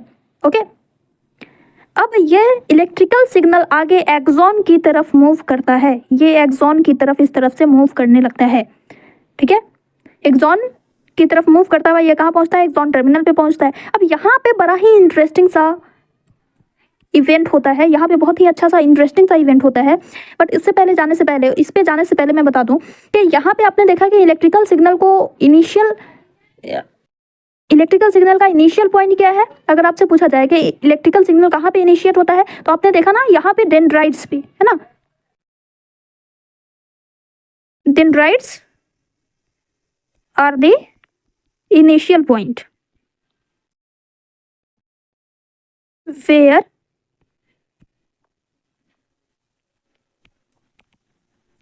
electrical impulses are generated। ठीक है, तो what is electrical signal, ions जो मूव कर रहे हैं उसी को तो इलेक्ट्रिकल सिग्नल कह रहे हैं, है ना। तो इलेक्ट्रिकल सिग्नल का क्या मतलब हुआ, आयंस के मूवमेंट को ही हम लोग इलेक्ट्रिकल सिग्नल कहते हैं। अब ये इलेक्ट्रिकल सिग्नल सेल बॉडी से एक्सॉन के थ्रू होते हुए एक्सॉन टर्मिनल पे पहुंचती है। अब एक्सॉन टर्मिनल पे पहुंचने के बाद यहाँ पे क्या होता है, ये जो साइनेप्टिक नोब्स दिख रहे हैं ना, ये जो साइनेप्टिक नोब्स हैं ये एक्टिवेट हो जाते हैं। और जैसे ही ये एक्टिवेट होते हैं, इसके अंदर जो केमिकल भरा हुआ है वो बाहर रिलीज होना स्टार्ट हो जाता है। ये बाहर केमिकल्स को रिलीज करना शुरू कर देते हैं। और जैसे ही यहाँ पे केमिकल रिलीज होता है, अब सेकंड वाला जो न्यूरॉन है, इसके डेंड्राइट्स पे जो रिसेप्टर्स प्रेजेंट है वो एक्टिवेट हो जाते हैं। उनको सिग्नल मिल जाता है कि बाहर कोई है।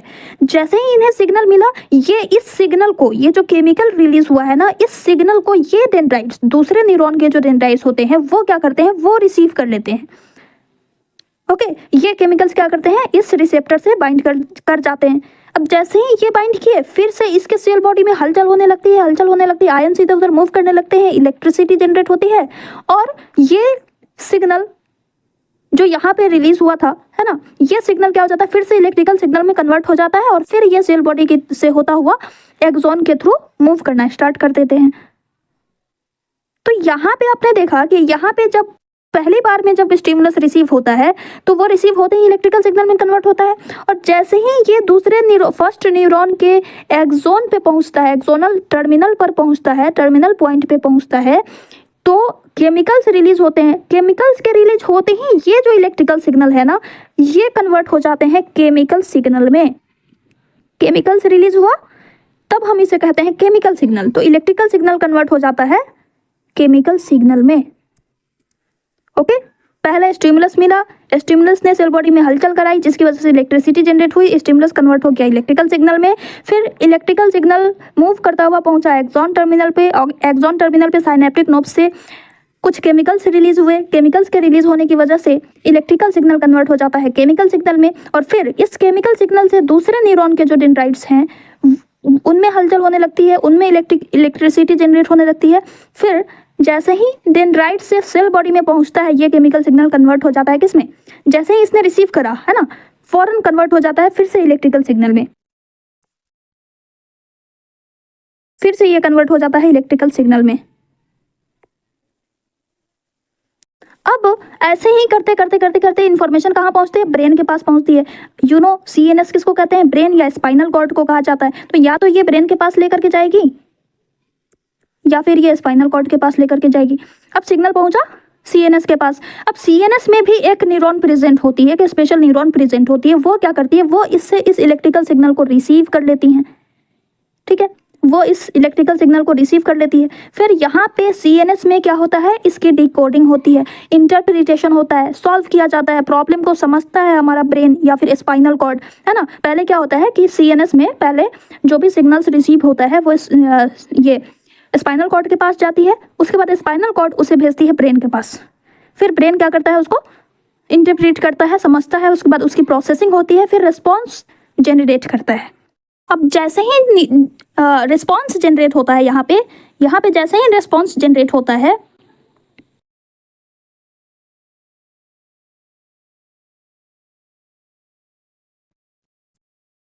इस रिस्पॉन्स को ये जो न्यूरॉन है, ये जो ब्रेन में प्रेजेंट न्यूरॉन है, वो क्या करती है, वो फिर दूसरे न्यूरॉन को ये ट्रांसफर कर देती है इस रिस्पॉन्स को।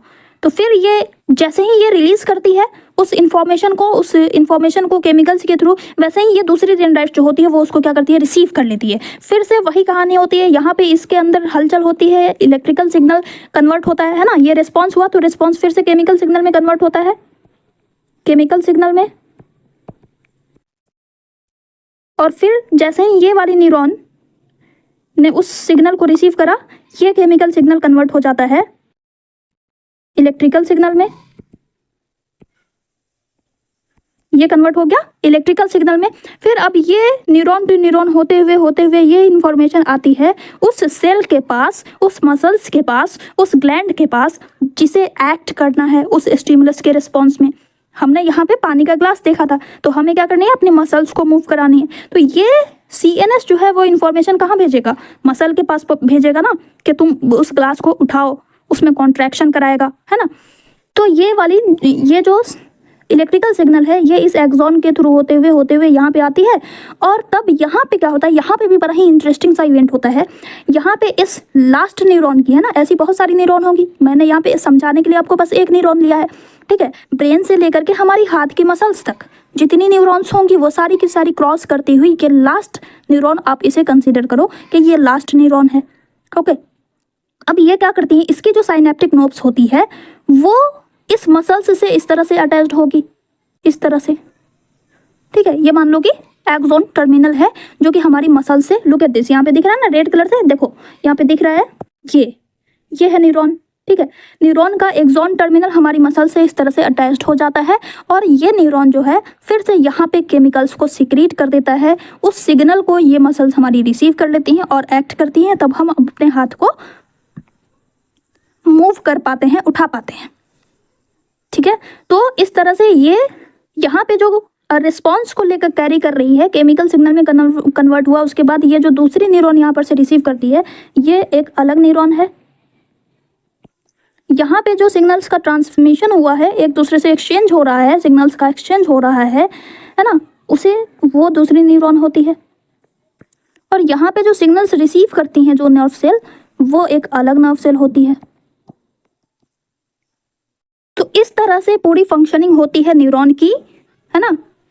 ये लास्ट में आकर के क्या होता है, यहाँ पे मसल्स में हलचल होती है, मसल्स उस इलेक्ट्रिकल सिग्नल को, उस केमिकल सिग्नल यहाँ पे जैसे ही अटैच होती है मसल सेल से, वो केमिकल सिग्नल जो है इलेक्ट्रिकल सिग्नल में कन्वर्ट हो जाती है और मसल्स उसको क्या करती हैं, रिसीव कर लेती हैं, ठीक है। इस तरह से इलेक्ट्रिकल सिग्नल और केमिकल सिग्नल में कन्वर्ट होते हुए सिग्नल्स का ट्रांसमिशन होता है हमारे सेंस ऑर्गन से लेकर के ब्रेन तक, फिर ब्रेन से मसल्स तक, फिर मसल्स से सेंस ऑर्गन्स तक, ठीक है। तो इस तरह से न्यूरॉन फंक्शन परफॉर्म करता है। तो ये जो न्यूरॉन के थ्रू सिग्नल्स का ट्रांसमिशन हो रहा है, इसी को कहते हैं हम नर्व कंडक्शन। इस ट्रांसमिशन को कहा जाता है नर्व कंडक्शन। क्या कहते हैं, नर्व कंडक्शन, ठीक है। और ये जो सिग्नल्स, इलेक्ट्रिकल सिग्नल और केमिकल सिग्नल की जो वेव ट्रांसफर हो रही है ना, ट्रांसमिट हो रही है, उस वेव को कहते हैं nerve impulse. Okay, so nerve impulse क्या है, नर्व इम्पल्स क्या है, वेव या फिर इलेक्ट्रिकल सिग्नल जो कि ट्रेवल कर रही है, that travels along the neurons, neuron to neuron जो ट्रेवल कर रही है उसी को कहते हैं nerve impulse. And nerve conduction किसको कहा जाता है, ट्रांसमिशन ऑफ सिग्नल्स। सिग्नल्स का जो यहाँ पे ट्रांसमिशन हो रहा है, सिग्नल्स जो एक न्यूरॉन से दूसरे न्यूरॉन में पास हो रहे हैं, उसी ट्रांसमिशन ऑफ सिग्नल्स को कहा जाता है नर्व कंडक्शन। ओके, और यहाँ पे आपने देखा कि ये जो साइनेप्टिक नोब्स हैं वो कुछ केमिकल से रिलीज करती हैं, जिसकी वजह से एक न्यूरॉन से दूसरे न्यूरॉन में सिग्नल का ट्रांसमिशन होता है। तो इस केमिकल को कहा जाता है न्यूरोट्रांसमीटर्स। इस सिग्नल्स को कहते हैं न्यूरोट्रांसमीटर्स। न्यूरो बिकॉज न्यूरॉन में हो रहा है, और ट्रांसमीटर यानी कि न्यूरॉन टू न्यूरॉन ट्रांसमिट करने वाला केमिकल न्यूरोट्रांसमीटर कहलाता है, ठीक है। और यही है साइनेप्स। तो न्यूरोट्रांसमीटर्स रिलीज कहाँ पे होते हैं, साइनेप्स पे होते हैं। कौन करता है, तो साइनेप्टिक नोब्स करती हैं। अगर आपसे पूछा जाए कि साइनेप्स पे क्या होता है दो न्यूरॉन्स के बीच में, तो क्या होता है, न्यूरोट्रांसमीटर्स रिलीज होते हैं, जिसकी वजह से chemical electrical signal chemical signal में कन्वर्ट होते हैं और एंड एक न्यूरॉन से दूसरे न्यूरॉन में सिग्नल्स का ट्रांसमिशन होता है। ओके, अब ये न्यूरोट्रांसमीटर्स जो होते हैं ना, हर सिचुएशन में हर तरह के इमोशंस के रीडिंग अलग अलग टाइप के न्यूरोट्रांसमीटर्स रिलीज होते हैं हमारी बॉडी में, ठीक है। जब हम हैप्पी होते हैं तो उस टाइम में कोई अदर न्यूरोट्रांसमीटर्स रिलीज होते हैं। जब हमें कांटा चुभता है, पेन होता है, उस टाइम में अलग न्यूरोट्रांसमीटर्स रिलीज होते हैं। जब हमें कोई डरावनी चीज़ दिख जाती है और हमें उससे भागना होता है, तो उस टाइम में अदर न्यूरोट्रांसमीटर्स रिलीज होते हैं जिसका नाम है एड्रेनालिन, ठीक है। तो न्यूरोट्रांसमीटर बेसिकली क्या है, ये हॉर्मोन्स होते हैं, ये हॉर्मोन्स होते हैं। ओके, जैसे कि ऑक्सीटोसिन, चाइल्ड बर्थ के ड्यूरिंग जो न्यूरोट्रांसमीटर रिलीज होता है उसका नाम होता है ऑक्सीटोसिन। तो ये सारे नाम आप लोगों ने कहीं कहीं सुने होंगे, है ना। एक होता है सीरोटोनिन, ये भी हार्मोन ही है, ये न्यूरोट्रांसमीटर है जो कि स्लीपिंग कॉज कराता है। जब हमें सोने का मन करता है तो उस टाइम में कौन सा हार्मोन रिलीज होता है, सीरोटोनिन, है ना। तो ये सारे न्यूरोट्रांसमीटर्स होते हैं। तो इस तरह से न्यूरॉन्स और नर्व्स फंक्शन परफॉर्म करते हैं। अब यहाँ पे जैसा कि मैंने कहा, आपने देखा कि एक न्यूरॉन जो कि स्टिमुलस को रिसीव करता है, फिर यहाँ पे आपने देखा कि यहाँ पे एक अलग तरह का न्यूरॉन है जो कि इस सिग्नल को रिसीव करके ब्रेन को देता है, और फिर ब्रेन उस रिस्पॉन्स को फिर से इसी नर्व सेल के थ्रू दूसरे नर्व सेल को पास करता है, जो कि इस मसल सेल्स तक लेकर के आती हैं, है ना। तो ये एक तीसरा नर्व सेल है। तो इस तरह से न्यूरॉन्स 3 टाइप्स की होती हैं। एक जो यहाँ से जो बाहर के इन्वायरमेंट से लेकर इंफॉर्मेशन को सीएनएस तक लेकर के जाती है। दूसरी न्यूरॉन यहाँ पे फंक्शन कर रही है जो इस सेंसरी न्यूरॉन से, ये जो न्यूरॉन है ना जो कि सेंस को लेकर के कैरी करके ले जाती है कहाँ, ब्रेन के पास, इसे हम कहते हैं सेंसरी न्यूरॉन्स। इसे हम कहते हैं सेंसरी न्यूरॉन्स। और जो ले करके आती है सीएनएस से हमारी मसल्स या ग्लैंड तक ले करके आती है, रिस्पॉन्स को लेकर के आती है, उसे हम कहते हैं मोटर न्यूरॉन्स।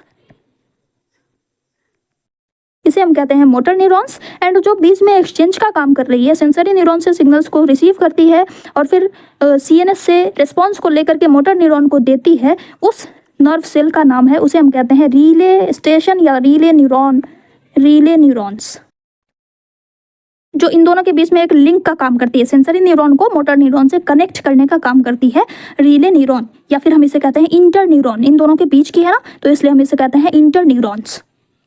ठीक है, तो इस तरह से हमारी बॉडी में फंक्शनिंग होती है। इसी तरह से हम जो भी कुछ देखते हैं, जैसे कि हमें कांटा चुभा, तो उस टच को हमारी सेंस ऑर्गन रिसीव करती है, डेंड्राइट्स पर बैठे हुए रिसेप्टर्स उसे रिसीव करते हैं, न्यूरॉन टू न्यूरॉन उनका ट्रांसमिशन होता है और वो ब्रेन तक जाती है इन्फॉर्मेशन। फिर वो ब्रेन क्या करता है, हमारी मसल्स को, हमारे पैर की मसल्स को इन्फॉर्मेशन देता है कि पैर वहाँ से हटाओ, तब हम अपने पैर को झटक पाते हैं। ठीक है, तो इस तरह से ओवरऑल हमने नर्व इम्पल्सेस, हमने जो न्यूरॉन्स के फंक्शंस को देखा, एक बार हम लोग डील कर लेते हैं। अच्छा, इसी के साथ साथ हमने यहाँ पे देखा क्या कि जब मोटर न्यूरॉन्स रिस्पॉन्स को लेकर के आ रही होती हैं, तो ये कनेक्ट होती है हमारी मसल्स से या हमारी ग्लैंड से, है ना, मसल्स से या ग्लैंड से। तो जब ये motor neuron, look at this, ये है मोटर न्यूरॉन का एक्सॉन और ये है एक्सॉन टर्मिनल। तो हमारी मसल्स से कौन अटैच होता है, नर्व एंडिंग, एक्सॉन टर्मिनल, इसका जो टर्मिनल पॉइंट है वो हमारी मसल सेल से अटैच्ड होता है। ठीक है, और जैसे ही अटैच्ड होता है तो इसमें से जो केमिकल्स प्रेजेंट होते हैं वो केमिकल इस तरह से यहाँ पे सीक्रेट हो जाते हैं और इसको इन्फॉर्मेशन मिल जाती है कि क्या करना है, एक्ट करना है। तो ये जो जंक्शन है जहाँ पे मोटर न्यूरॉन्स मसल्स या ग्लैंड से, मसल्स से अटैच हो रही हैं, उस जंक्शन को कहा जाता है neuromuscular junction, a point of contact where a motor neuron connects with a muscles. ठीक है, अगर ये ग्लैंड से अटैच्ड होंगी, जब ग्लैंड से ये टच करेंगे तब हम उसे कहेंगे a point of contact where a motor neuron connects with a gland, तो उसे हम कहेंगे न्यूरोग्लैंडुलर जंक्शन, न्यूरोग्लैंडुलर जंक्शन। ठीक है, तो ये भी आपको ध्यान में रखना है। न्यूरोमस्कुलर जंक्शन क्या होता है, एक ऐसा पॉइंट जहाँ पे मोटर न्यूरॉन मसल से कनेक्ट होती हैं, उस पॉइंट को कहते हैं न्यूरोमस्कुलर जंक्शन। ठीक है, सिग्नल ट्रांसमिशन क्या होता है, the process where nerve impulses are transmitted through the nervous system by electrical and chemical changes. Electrical और केमिकल चेंजेस के थ्रू नर्वस सिस्टम में जो सिग्नल्स का ट्रांसमिशन होता है, नर्व इम्पल्सेस का ट्रांसमिशन होता है, उस प्रोसेस को कहा जाता है नर्व सिग्नल ट्रांसमिशन। नर्व यहाँ पे इसलिए लगाना जरूरी है क्योंकि सिग्नल ट्रांसमिशन और भी कई तरह का होता है। ओके, व्हाट आर न्यूरोट्रांसमीटर एक केमिकल मैसेंजर है ना, जो कि साइनेप्टिक नोब से रिसीव होते हैं और ये नर्व इम्पल्सेस के ट्रांसमिशन में क्या करते हैं, हेल्प करते हैं। एक न्यूरॉन से दूसरे न्यूरॉन में सिग्नल कैसे जाता है, इन्हीं न्यूरोट्रांसमीटर्स की हेल्प से जाता है। ओके, तो ये था फंक्शनिंग ऑफ न्यूरॉन। आइए ओवरऑल एक बार हम लोग देख लेते हैं किस तरह से न्यूरॉन्स फंक्शन करते हैं। ये 3 टाइप्स के न्यूरॉन मैंने बता दिए। ओके, सो सिग्नल ट्रांसमिशन कैसे होता है, इसकी पूरी समरी है, ये काफ़ी इंपॉर्टेंट है आपके लिए, इसको आप अपने माइंड मैप में इंक्लूड कर सकते हो। सबसे पहले स्टिमुलस रिसीव हुआ, रिसेप्टर्स ने रिसीव किया, डेंड्राइट्स पे प्रेजेंट। उसके बाद केमिकल रिएक्शन क्रिएट करते हैं, इलेक्ट्रिकल इंपल्सेस जनरेट करते हैं। जैसे स्टिमुलस रिसीव हुआ, केमिकल रिएक्शन होता है, आयंस मूव करते हैं, इलेक्ट्रिकल इंपल्स जनरेट होता है। फिर ये इलेक्ट्रिकल इंपल्स डेंड्राइट से सेल बॉडी में जाते हैं, फिर सेल बॉडी उसको एक्सॉन की तरफ पास कर देती है, इसके एंड पे पहुंचती है। जैसे ही एक्सॉन टर्मिनल पे पहुंचते हैं इलेक्ट्रिकल इंपल्सेस, कुछ न्यूरोट्रांसमीटर्स रिलीज होते हैं। इन न्यूरोट्रांसमीटर्स के रिलीज होने की वजह से साइनेप्स पर इलेक्ट्रिकल सिग्नल कन्वर्ट हो जाता है केमिकल सिग्नल में, और फिर ये केमिकल सिग्नल दूसरे न्यूरॉन की डेंड्राइट्स के द्वारा रिसीव कर लिया जाता है एंड आगे की ट्रांसमिशन होती है, न्यूरॉन टू न्यूरॉन इस तरह से ट्रांसमिशन होता रहता है एंड फाइनली जहाँ पे उस इम्पल्सेस को जाना होता है वहाँ पे उसकी फाइनली डिलीवरी हो जाती है, जिसे हम टारगेट सेल या इफेक्टर्स कहते हैं। वो जो मसल्स थी वो क्या है, इफेक्टर हैं, उन्हीं को एक्ट करना है। इफेक्टर्स कौन होते हैं, जो कि एक्ट करते हैं रिस्पॉन्स में। ठीक है, तो ये थी टोटल प्रोसेस, किस तरह से हमारा न्यूरॉन फंक्शन करता है। ओके, अब चलिए कुछ क्वेश्चन कर लेते हैं।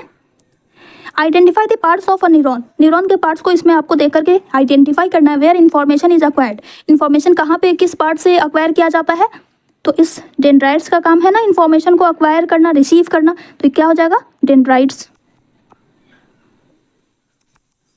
सेकंड है through which information travels as an electrical impulses. किसके थ्रू इन्फॉर्मेशन ट्रेवल करती हैं, तो किसके थ्रू ट्रेवल करती हैं, एक्सॉन के थ्रू, राइट। तो यहाँ पे क्या हो जाएगा, axon. Where this impulse must be converted into a chemical signal. कहाँ पे ये कन्वर्जन होता है, इलेक्ट्रिकल सिग्नल केमिकल सिग्नल में कन्वर्टेड होते हैं, कहाँ पे, यहाँ पे साइनेप्स पे। तो ये क्या हो जाएगा, एट साइनेप्स। ठीक है, चलो अब एक एक्टिविटी दी गई है, आइए उसको डिस्कस कर लेते हैं। एक्टिविटी 6। ओके, यहाँ पे एक्टिविटी डालना मैं भूल गई हूँ, है ना, क्वेश्चन ही यहाँ पे कॉपी हो गया है। यहाँ पे एक एक्टिविटी थी कि आपको क्या करना था, पहले आपको कुछ शुगर मुंह में रखना था इसी तरह से और टेस्ट करना था कि आपको कैसा लगता है। उसके बाद दूसरी बार में क्या करना था, आपको अपने नोज़ को क्लोज करके, है ना, नोज़ को बंद करके तब चीनी खा करके देखना था, शुगर खा कर देखना था कि उसका टेस्ट क्या होता है। तो आप पाओगे कि जब हमारी नोज़ भी ओपन रहती है और तब हम शुगर खाते हैं तो हमें उस टाइम में शुगर का टेस्ट अलग दिखता है, अलग महसूस होता है ना। और जब हम अपने नोज़ को क्लोज कर देते हैं तो उस टाइम में हमें स्मेल का जो सेंस मिल रहा था वो स्मेल की सेंस हमें नहीं मिलती है और हमें टेस्ट थोड़ा सा अलग दिखता है, क्योंकि हर एक सेंस ऑर्गन जो है आपस में कोऑर्डिनेटेड हैं। ठीक है, बिकॉज टंग एंड नोज ये दोनों ज्वाइंटली टेस्ट क्रिएट करते हैं। तो जब आप नोज क्लोज कर लोगे तो स्मेल का सेंस हमको नहीं मिलेगा, जिसकी वजह से टेस्ट क्या हो जाएगा, थोड़ा सा हमें अलग लगेगा। यही थी इस एक्टिविटी में। ओके, अब आइए हम लोग एक छोटा सा टॉपिक देखते हैं, that is reflex actions. Friends, हम सभी ने अपने डेली लाइफ में ऐसे बहुत सारे एक्शंस किए होंगे, लेकिन उसका नाम हमें नहीं मालूम था कि उसी को रिफ्लेक्स एक्शन कहा जाता है। जैसे ही हमारे पैर में कांटा चुभता है हम फ़ौरन से हाथ अपने पैर पीछे कर लेते हैं, फ़ौरन से पैर अपने जर्क कर लेते हैं, है ना। जैसे ही किसी गर्म चीज़ में हमारा हाथ टच होता है हम फ़ौरन से अपने हाथ पीछे कर लेते हैं। जैसे ही हमारे आँख में कुछ पड़ जाता है हमारी आँखें फ़ौरन से क्लोज हो जाती हैं, बिना कुछ सोचे समझे, बिना कुछ वक्त बिताए, एकदम मिनी सेकंड में ये एक्शंस होते हैं। इन्हीं एक्शंस को रिफ्लेक्स एक्शन कहा जाता है। बिल्कुल क्विक रिस्पॉन्स। रिफ्लेक्स वर्ड जो है ना, ये लैटिन वर्ड से लिया गया है, जिसका मतलब होता है बेंच बैक या क्विक रिस्पॉन्स। ओके, तो बिना सोचे समझे ऑटोमेटिक होने वाला रिएक्शन ही रिफ्लेक्स एक्शन कहलाता है। ओके, हमारी बॉडी में बहुत सारे तरह तरह के फंक्शंस होते रहते हैं। हमने देखा था कि कुछ एक्शंस ऐसे होते हैं जिन्हें हम अपनी मर्जी से करते हैं। ब्रेन से सोचते ज़रूर हैं लेकिन इन्हें हम अपनी इच्छा से रोक सकते हैं। जैसे कि हम राइटिंग जो हम अभी लिख रहे हैं, तो आप देख रहे हो ना कि जब हमारी मर्जी हो रही है हम लिख रहे हैं, जब हमारी मर्जी हो रही है हम रोक ले रहे हैं। हम ब्रेन से सोच तो रहे हैं लेकिन जब हमारी इच्छा हो रही है तभी हम लिखते हैं, और जब नहीं होती है तो हम उसे रोक भी सकते हैं। यानी कि इसका कंट्रोल हमारे हाथ में होता है। ठीक है, ब्रेन भी इन्वॉल्व है और इसका कंट्रोल भी हमारे हाथ में है। तो ऐसे फंक्शंस को हम कहते हैं वॉलंटरी फंक्शंस, वॉलंटरी एक्शंस। ऐसे एक्शंस को हम क्या कहेंगे, वॉलंटरी एक्शंस। कुछ एक्शंस ऐसे होते हैं जिन्हें हम जो हमारे कंट्रोल में नहीं होते हैं। जैसे कि हार्ट बीट है, तो हार्ट बीट को क्या हम लोग कंट्रोल कर सकते हैं क्या? रिस्पायरेशन की जो प्रोसेस होती है हम अपने सांस को रोक सकते हैं, हम अपने अकॉर्डिंग चला सकते हैं क्या? नहीं चला सकते हैं ना। हमारे अंदर जो डाइजेशन होता है, डाइजेशन की प्रोसेस होती है, वो हमारे कंट्रोल में होता है क्या? पेरिस्टाल्टिक मूवमेंट जो होता है वो हमारे कंट्रोल में होता है क्या? नहीं होता है ना। तो ऐसे एक्शंस को कहते हैं इनवॉलंटरी एक्शंस, जहाँ पे ब्रेन इन्वॉल्व होता है और ब्रेन के ही हाथों में कमांड होता है उसे रेगुलेट करने का, उसे कंट्रोल करने का। ऐसे एक्शंस को कहते हैं इनवॉलंटरी एक्शंस। बट इन दोनों एक्शंस के अलावा कुछ एक्शंस ऐसे होते हैं जहाँ पे ना तो हमारी थिंकिंग इन्वॉल्व होती है, जहाँ पे ना हमारी थिंकिंग इन्वॉल्व होती है और ना ही हमारा ब्रेन इन्वॉल्व होता है। ऐसे एक्शन को कहते हैं, बिल्कुल क्विकली हो जाता है, ऐसे एक्शंस को कहा जाता है रिफ्लेक्स एक्शन, जो कि इनवॉलंटरी भी होता है और ऑटोमेटिक भी होता है। इनवॉलंटरी एक्शन में क्या अंतर है कि इनवॉलंटरी एक्शन इनवॉलंटरी ही होता है, ऑटोमेटिक नहीं होता है, जो कि अनकॉन्शियसली हैपन होते हैं, जिसमें ब्रेन को भी समझने का वक्त नहीं मिलता है। ऐसे एक्शंस को हम कहते हैं reflex action. Okay, so how to define it? A fast, unconscious, involuntary and automatic response to a stimulus that occurs without thinking. जो बिना थिंकिंग के अकर होता है, वैसे एक्शन को हम क्या कहते हैं? रिफ्लेक्स एक्शन या फिर रिफ्लेक्स भी कहा जाता है। ओके, अब यहाँ पे ये सवाल आता है कि ये हम इतना क्विक रिस्पॉन्स कैसे कर पाते हैं, है ना? अगर ये इंफॉर्मेशन ब्रेन तक जाती है, जैसा कि यहाँ पे दिख रहा है मैसेज टू ब्रेन, अगर ये इंफॉर्मेशन जैसे ही हमें कांटा लगा या फिर हमने अपने हाथ गर्म पानी में हमने टच कर दिया और फौरन से हम अपने हाथ को विड्रॉ कर लेते हैं, ये इतना क्विक रिस्पॉन्स कैसे हो पाता है? अगर इसे ब्रेन कंट्रोल करती तो फिर उस सेंसरी न्यूरॉन ब्रेन तक जाती, वहाँ पे इंटरप्रिटेशन होता, फिर वहाँ से वापस लेकर के आती, तो इसमें तो काफ़ी टाइम लगता, है ना? 1-2 मिनट तो लग ही जाता, कम से कम 1 मिनट तो लगता, लेकिन हम एकदम क्विक रिस्पॉन्स कर पाते हैं कैसे? तो इसके पीछे ये रीज़न है कि इन रिफ्लेक्स एक्शंस को हमारा ब्रेन कंट्रोल नहीं करता है, बल्कि हमारी स्पाइनल कॉर्ड कंट्रोल करती हैं। ठीक है, बाकी सारे एक्शंस जो होते हैं वॉलंटरी और इनवॉलंटरी, लाइक वॉकिंग हो गया, राइटिंग हो गई, ईटिंग हो गई, एक्सेट्रा, ये सारे ब्रेन कंट्रोल करता है ना? स्टिमुलाई पहले स्पाइनल कॉर्ड रिसीव करती है, देन ब्रेन को सेंड करती है, तो इसलिए थोड़ा सा टाइम लगता है, थोड़ा सा लॉन्ग प्रोसेसिंग होती है। लेकिन in case of reflex actions क्या होता है, स्पाइनल कॉर्ड फौरन से कर लेती है, क्योंकि स्पाइनल कॉर्ड अगर ब्रेन तक भेजेगी तो काफ़ी डिले हो जाएगा, हमारा हाथ तब तक में जल जाएगा, है ना? इसलिए स्पाइनल कॉर्ड ही इस एक्शन को हैंडल करती हैं, प्रोसेसिंग करके ये हमारे हाथ तक इन्फॉर्मेशन भेज देती है कि हाथ पीछे करो। ठीक है, अब ये रिफ्लेक्स एक्शन फंक्शन कैसे करती हैं, कैसे ये फंक्शन होता है, तो आप इस फिगर में देखिए, लुक एट दिस, ये देखो, सपोज आपने गर्म पानी में हाथ टच करा, जैसे ही आपने हाथ टच करा आपकी फिंगर टिप पे प्रेजेंट है रिसेप्टर्स, है ना? यहाँ पे क्या प्रेजेंट है? रिसेप्टर प्रेजेंट है। इसने इस हीट को सेंस करा। अब जैसे ही इसने इस हीट को सेंस करा एज अ स्टिमुलस, ये रिसीव कर लेती है। अब रिसीव करने के बाद ये सेंसरी न्यूरॉन यहाँ पे जो प्रेजेंट है, सेंसरी न्यूरॉन, उसकी डेंड्राइट्स ने इसे रिसीव किया, इलेक्ट्रिकल इम्पल्स जनरेट करके और इसे आगे भेज देती है। अब यहाँ से क्या हो रहा है? इलेक्ट्रिकल इम्पल्स जनरेट हो रहा है। इलेक्ट्रिकल इम्पल्स जनरेट होकर के ये आगे भेज देती है, कहाँ? किसके पास? स्पाइनल कॉर्ड के पास, CNS के पास। ठीक है, अब इस इलेक्ट्रिकल सिग्नल को सेंसरी न्यूरॉन लेकर गई स्पाइनल कॉर्ड के पास। स्पाइनल कॉर्ड में प्रेजेंट होता है रिले न्यूरॉन, जैसा कि मैंने बताया 3 टाइप्स के न्यूरॉन होते हैं, है ना? सेंसरी न्यूरॉन इस रिसेप्टर्स के थ्रू इम्पल्सेस को, इलेक्ट्रिकल इम्पल्सेस को कैरी करके ले जाती है CNS के पास। CNS उसे डिकोड करता है, समझता है। यहाँ पे प्रेजेंट होती हैं रिले न्यूरॉन, जो कि इस स्टिमुलस को रिसीव करके स्पाइनल कॉर्ड को देती है। उसके बाद फिर इस इम्पल्स की स्पाइनल कॉर्ड में इंटरप्रिटेशन होती है, प्रोसेसिंग होती है, रिस्पॉन्स जनरेट होता है। फिर इस रिस्पॉन्स को ले करके आती है मोटर न्यूरॉन। ये मोटर न्यूरॉन लेकर के आती है इफेक्टर के पास, यानी कि हमारे हाथ की जो मसल्स हैं, हमारे आर्म की जो मसल्स हैं, उसके पास लेकर के आती है, यानी इफेक्टर सेल के पास लेकर कौन आती है? Motor neuron. अब ये इफेक्टर सेल जो है वो रिस्पॉन्ड करती है और हम अपने हाथ पीछे कर लेते हैं। ठीक है, तो इस तरह से पहला एक्शन सेंसरी न्यूरॉन, फिर दूसरा एक्शन करती हैं यहाँ पे रिले न्यूरॉन, तीसरा एक्शन करती हैं मोटर न्यूरॉन, और चौथा एक्ट करता है कौन? इफेक्टर। तो ये पूरा स्टेप जो है, ये जो 5 स्टेप्स में हो रहा है फंक्शन, है ना? यहाँ पे पहले रिसेप्टर स्टिमुलाई रिसीव हुआ, ये सेकंड, ये थर्ड, ये फोर्थ और ये फिफ्थ, ये टोटल 5 स्टेप्स में जो रिफ्लेक्स एक्शन परफॉर्म होता है। और ये जो पाथवे है ना, इस पाथवे को कहा जाता है reflex arc. Reflex action perform होने के जो पाथवे है, उसी पाथवे को हम क्या कहते हैं? Reflex arc.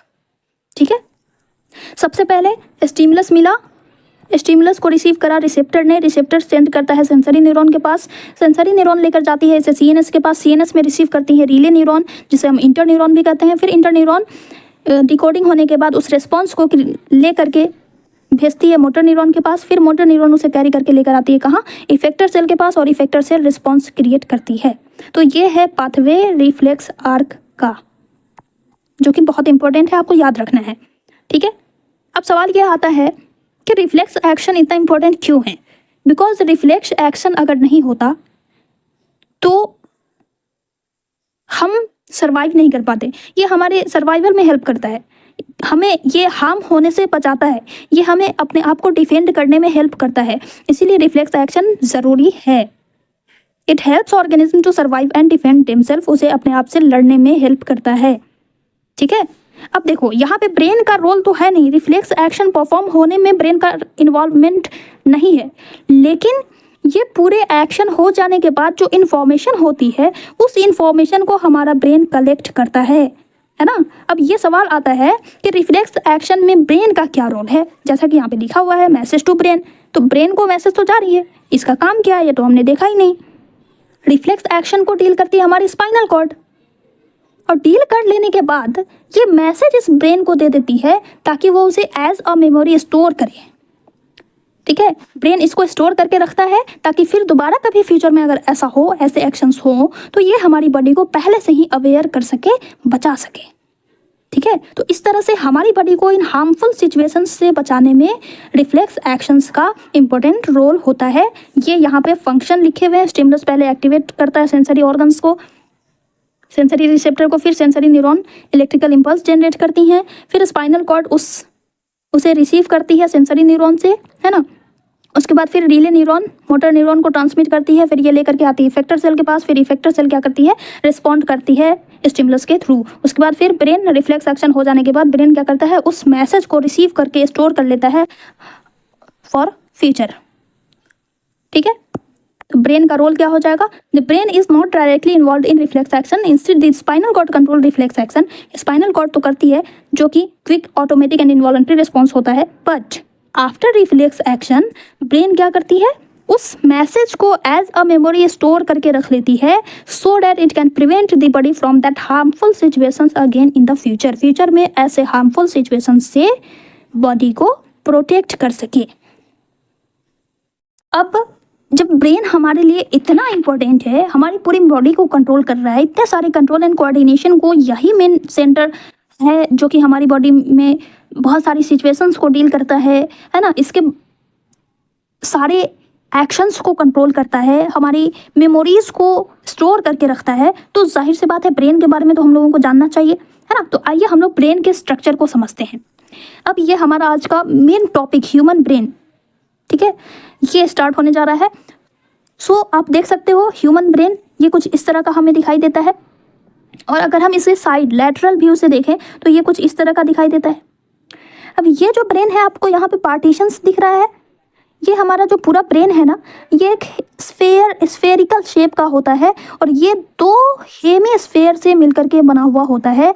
ये दो अलग अलग पार्ट आपस में ज्वाइंट होते हैं, ठीक है, और जिस सब्सटेंस से ये ज्वाइंट होते हैं, इन दोनों हेमिस्फेयर को आपस में जोड़े रखता है एक सब्सटेंस, जिसे हम कहते हैं कॉर्पस कैलोसम, जिसे हम कहते हैं कॉर्पस कैलोसम। ठीक है, कॉर्पस कैलोसम। अब इस दोनों स्फेयर को बीच में से अगर हम कट कर देते हैं, तब हमें एक हाफ, ये जो वन हाफ है ना, ये वन हाफ को जब हम देखेंगे लैटरल व्यू से, तो ये हमें कुछ इस तरह का, इंटरनली हमें ये कुछ इस तरह का दिखाई देता है। ये आपके एनसीईआरटी बुक का डायग्राम है, इसको बहुत अच्छे से प्रैक्टिस कर लेनी है, क्योंकि आपको एग्जाम में यही डायग्राम बनाना है। ठीक है, आपको एग्जाम में पूछा भी जा सकता है, इस तरह से आपको दिया हुआ रहेगा और यहाँ पे मिसिंग रहेगा, आपको बताना है कि यहाँ पे क्या है, ये कौन सा स्ट्रक्चर है। इस तरह से आपको क्वेश्चन पूछा जा सकता है कि इसका नाम बताइए, ये क्या है, यहाँ पे दे देगा एक्स, यहाँ पे दे देगा वाई, एक्स एंड वाई का नाम बताओ। इस तरह से क्वेश्चंस आते हैं, तो डायग्राम की भी आपको अच्छे से प्रैक्टिस करनी है। ओके, अब बिकॉज हम अपनी डेली लाइफ में बहुत डिफरेंट एक्टिविटीज़ करते रहते हैं। कुछ एक्शंस ऐसे होते हैं जो कि हमारे कंट्रोल में होते हैं, यानी कि वॉलंटरी एक्शंस होते हैं, है ना। कुछ एक्शंस ऐसे होते हैं जो कि इनवॉलंटरी होते हैं, जिन्हें हम कंट्रोल नहीं करते, हमारा ब्रेन ही कंट्रोल करता है। और अभी अभी आपने देखा कि कुछ एक्शंस ऐसे होते हैं जो कि रिफ्लेक्स एक्शन होते हैं। तो इन सारे डिफरेंट तरह के ऑर्गन्स, डिफरेंट तरह के एक्शंस को कंट्रोल करने के लिए हमारा जो ब्रेन है, उसमें डिफरेंट पार्ट्स होते हैं जो कि अलग अलग रिस्पॉन्सिबिलिटीज़ के लिए रिस्पॉन्सिबल होते हैं। तो इसी तरह से ये जो हमारा ब्रेन है, ये 3 पार्ट्स में डिवाइड हो जाता है, जिसे हम कहते हैं fore brain, mid brain and hind brain. Fore brain, जैसा कि फोर मतलब होता है आगे या सामने, है ना। तो ये मान लो कि ये हमारा फेस है, ठीक है, ये आगे का ललाट है ना, यहाँ पे आपकी 2 आईज है इधर, ये आपकी नाक और ये आपका मुंह, इस तरह से, ठीक है, ऐसे। तो ये वाला पार्ट और ऊपर का पार्ट, ये जो ऊपर का पार्ट है इसे कहा जाता है फोर ब्रेन। आगे का पार्ट और सामने का पार्ट, ऊपर वाला पार्ट, उसको कहते हैं फोर ब्रेन। बीच में होता है मिड ब्रेन, जो कि हमें नहीं दिखाई देता है, बिल्कुल अंदर वाला पोर्शन जो होता है उसको कहते हैं मिड ब्रेन। एंड हमारे सर के पीछे की तरफ जो कंधे, जो नेक से बिल्कुल सटा हुआ होता है, इस पार्ट को हम कहते हैं हाइंड ब्रेन। ठीक है, ये जो पार्ट होता है और जो हमारी रीढ़ की हड्डी से कनेक्टेड होता है, इस पार्ट को हम कहते हैं हाइंड ब्रेन। तो ये वाला पोर्शन आ जाता है आपका हाइंड ब्रेन में। हाइंड ब्रेन और फोर ब्रेन के बीच में ये जो पोर्शन बच गया ना, ये क्या है, ये है मिड ब्रेन। बिकॉज बीच में है, मिडिल पार्ट है, इसलिए इसको कहते हैं हम मिड ब्रेन। चलिए एक एक करके तीनों पार्ट्स को हम लोग डिस्कस कर लेते हैं। सबसे पहले आता है फोर ब्रेन। फोर ब्रेन ही मेन थिंकिंग पार्ट होता है हमारी ब्रेन का। इसी में वो सारे रीजन्स प्रेजेंट होते हैं जो अलग अलग सेंस ऑर्गन से आ रहे स्टिमुलस को रिसीव करते हैं, सेंस करते हैं। ठीक है, इसीलिए इसको मेन थिंकिंग पार्ट कहा जाता है। बेसिकली इस फोर ब्रेन का जो मेन पार्ट होता है ना, ये 3 होते हैं, सेरिब्रम, थैलेमस, हाइपोथैलेमस। ये दोनों ग्लैंड्स हैं, इनके बारे में हम लोग एंडोक्राइन सिस्टम में भी डिस्कस करेंगे। फिलहाल हमें सेरिब्रम जो है, ये सेरिब्रम, ये फोर ब्रेन का मेन पार्ट होता है और लार्जेस्ट पार्ट भी होता है। ये हमारे पूरे ब्रेन का लार्जेस्ट पार्ट होता है, largest part of the brain. It is the largest part of our brain. आपसे पूछा जाए कि हमारे ब्रेन का सबसे लार्जेस्ट पार्ट कौन सा होता है, तो सेरिब्रम। ठीक है, ये जो पार्ट, ये जो फोल्डिंग दिख रही है ना आपको, ये है क्या, यही है सेरिब्रम। ठीक है, और ये जो स्ट्रक्चर दिख रहा है इसी को कहते हैं हम कैलोसम, कॉर्पस कैलोसम, जिससे इसका जो आधा पार्ट है हेमिस्फेयर, वो कनेक्टेड होता है, अटैच्ड होता है। ठीक है, इसके साथ साथ ये लार्जेस्ट पार्ट तो है ही, इसके साथ साथ इसका जो वेट होता है, हमारे पूरे ब्रेन का जितना वेट होता है उसका 2/3 पार्ट, हमारे ब्रेन का जितना वेट है उसका 2/3 पार्ट वेट इसी सेरिब्रम का होता है। ठीक है, सेरिब्रम की ये जो सबसे आउटर मोस्ट लेयर होती है, जिसमें हमें ये फोल्डिंग दिख रही है, ये क्या है, ये फोल्डिंग है, फोल्ड्स हैं, है ना। ये जो हमारी स्किन होती है ना, जैसे आपने देखा था इंटेस्टाइन की जो वॉल होती है वो इस तरह से फोल्डेड होती है। आपने देखा था ना एल्वियोलाई, एल्वियोलाई कैसा होता है, बिल्कुल सिकुड़ा हुआ होता है ताकि सरफेस एरिया को इंक्रीज कर सके। वही काम करती है यहाँ पे सेरिब्रम की ये जो इनफोल्डिंग्स हैं। ठीक है, तो इसकी जो सबसे ऊपरी लेयर होती है उसको हम कहते हैं कॉर्टेक्स, इसको हम कहते हैं कॉर्टेक्स। अब ये कॉर्टेक्स जो है अलग अलग फंक्शन के लिए अलग अलग लोब्स में डिवाइडेड होते हैं, अलग अलग डिविजन्स में डिवाइड होता है, जिसे हम कहते हैं लोब्स। तो सेरिब्रम बेसिकली 4 लोब्स में डिवाइडेड होता है और अलग अलग रिस्पॉन्सिबिलिटी हैंडल करता है। ठीक है, बट इन लोब्स को डिस्कस करने से पहले मैं बता दूं कि आपको ना लोब्स के बारे में नहीं पढ़ना है, लेकिन मैं इसलिए बता रही हूँ ताकि आपको सेरिब्रम का फंक्शन आसानी से याद रह सके। आपको नोट्स में आप चाहो तो आप लोब्स मेंशन कर सकते हो, बट एग्जाम में आपको क्या करना है, फोर ब्रेन लिख करके इसके बारे में लिख देना है कि इसमें सेरिब्रम, थैलेमस, हाइपोथैलेमस होता है, और उसके बाद आप इसके क्या करोगे, फंक्शन लिख दोगे, बस इतना ही लिखना है। इसी तरह से मिड ब्रेन में भी मिड ब्रेन के बारे में लिखना है, अगर उसमें कोई पार्ट है तो वो लिखेंगे और उसके बाद उसके फंक्शन कर देंगे। फिर हाइंड ब्रेन में भी ऐसे ही करेंगे। ठीक है, क्योंकि अगर पूरे डिटेल्स में आप लिखोगे ना तो बहुत बड़ा हो जाएगा। ठीक है, तो चलिए हम देख लेते हैं, सेरिब्रम को डिस्कस करते हैं। Cerebrum, it is the largest part of the brain, it is the control centre of thinking, mental abilities. जो भी हम सोचते हैं अपने दिमाग से, वो सारी चीज़ें, जो भी हम मूवमेंट करते हैं, हम इमोशनल होते हैं, मैथ सॉल्व करते हैं, रीजनिंग सॉल्व कर रहे होते हैं, हमारे अंदर जो मेमोरी होती है, जो भी हम याद करते हैं, है ना, क्वेश्चन आंसर जो याद करके रखते हैं, वो सारी चीज़ें कहाँ स्टोर होती हैं, कौन हैंडल करता है इसे, सेरिब्रम। फोर ब्रेन का मेन पार्ट सेरिब्रम ही ये सारी एक्टिविटीज़ को कंट्रोल करता है। ठीक है, इसी में 2 सेरिब्रल हेमिस्फेयर होते हैं जो कि 4 लोब्स में डिवाइडेड होते हैं। आइए देखते हैं, ये देखो, ये पूरा सेरिब्रम यहाँ पे दिख रहा है, ये पूरा सेरिब्रम है। ठीक है, ये पूरा सेरिब्रम है, इसके बीच में यहाँ पे अंदर प्रेजेंट है मिड ब्रेन, और ये रहा आपका हाइंड ब्रेन वाला पार्ट। ओके, अब ये जो हेमिस्फेयर है ये 4 लोब्स में डिवाइडेड होता है इस तरह से। ये वाला जो सेक्शन दिख रहा है ना, ये वाला जो डिवीजन आपको दिख रहा है, इसे हम कहते हैं फ्रंटल लोब, जो कि फ्रंट साइड में है, तो इसलिए हम इसे कहते हैं फ्रंटल लोब। ठीक है, इसे हम कहते हैं फ्रंटल लोब। ये सबसे लार्जेस्ट लोब होता है, इसमें जितनी भी मोटर एक्टिविटीज़ होती हैं और जो भी हम बोल पा रहे हैं वो किसकी वजह से बोल पा रहे हैं, इसी फ्रंटल लोब की वजह से बोल पा रहे हैं। फ्रंटल लोब ही हमारे स्पीच को कंट्रोल करता है, हमारी एक्टिविटीज़ को, मोटर एक्टिविटीज़ को कंट्रोल करता है। जो भी हम रीडिंग, राइटिंग, लर्निंग वगैरह करते हैं, थिंकिंग करते हैं, ये सारी एक्टिविटीज़ कहाँ प्रोसेस होती हैं, इसी फ्रंटल लोब में। उसके बाद इसके जस्ट पीछे का जो पार्ट है, ये येलो कलर वाला पार्ट, ये येलो कलर वाले लोब को कहा जाता है parietal lobe. Parietal lobe, parietal lobe, ठीक है। फ्रंटल लोब के जस्ट पीछे, जहां पर से आप अपने हेयर आगे और पीछे करते हो, है ना, जहां पर से आप कंघी करते हो तो अपने आगे के बाल आगे की तरफ कंघी करते हो और पीछे के बाल पीछे की तरफ करते हो, तो बीच में जो पार्टीशन बन जाता है वही पार्टीशन क्या होता है, वो होता है पैरिएटल लोब। ओके, ये temperature, touch, taste, movement, position वगैरह को कंट्रोल करता है। इसके बाद इसके जस्ट पीछे, हमारे ब्रेन के जस्ट पीछे का जो पार्ट है, इसके पैराइटल लोब के जस्ट पीछे नीचे की तरफ जो लोब होता है, एक छोटा सा लोब प्रेजेंट होता है, इसे हम कहते हैं ऑक्सीपिटल लोब। ये ना हमारी आंख की जो रेटिना होती है उसके जस्ट सामने होता है ऑक्सीपिटल लोब। तो आपको नाम से ही पता चल रहा होगा, ऑप्टिक नर्व्स का क्या काम होता है, विजुअल परसेप्शंस को रिसीव करती हैं, ये विजुअल सिग्नल को रिसीव करती हैं ऑक्सीपिटल लोब, तो इसका नाम है ऑक्सीपिटल लोब, ठीक है। उसके बाद हमारे दोनों कान के ऊपर वाला पोर्शन जो है ना, हमारे कान के ऊपर वाला पोर्शन जो है उसे कहते हैं टेम्पोरल लोब, उसे कहा जाता है टेम्पोरल लोब। अब जैसा कि इसके पोजीशन से ही पता चल रहा है, ये हमारे जस्ट ऊपर ऑडिटरी रीजन में प्रेजेंट होता है, यहीं पे तो कान है, तो कान में जो भी प्रोसेसिंग होती है वो ये इसी रीजन में होती है। तो दैट मीन्स क्या कि टेम्पोरल लोब जो होते हैं ना, वो ऑडिटरी रिसेप्शंस एंड मेमोरी के लिए रिस्पॉन्सिबल होते हैं। जो भी हम याद करते हैं वो कहाँ स्टोर होता है, इसी टेम्पोरल लोब में रिसीव होता है, ठीक है। जो भी हम पढ़ते लिखते हैं, जो भी मोमेंट्स गुजारते हैं, वो सब कैसे याद रहता है हमें, इसी पार्ट की वजह से, है ना। ये सारी मेमोरीज यहीं पर स्टोर्ड होती हैं। तो ऑडिटरी सेंसेशन को कौन रिसीव करता है, टेम्पोरल लोब। विजुअल सेंसेशन को कौन रिसीव करता है, ऑक्सीपिटल लोब।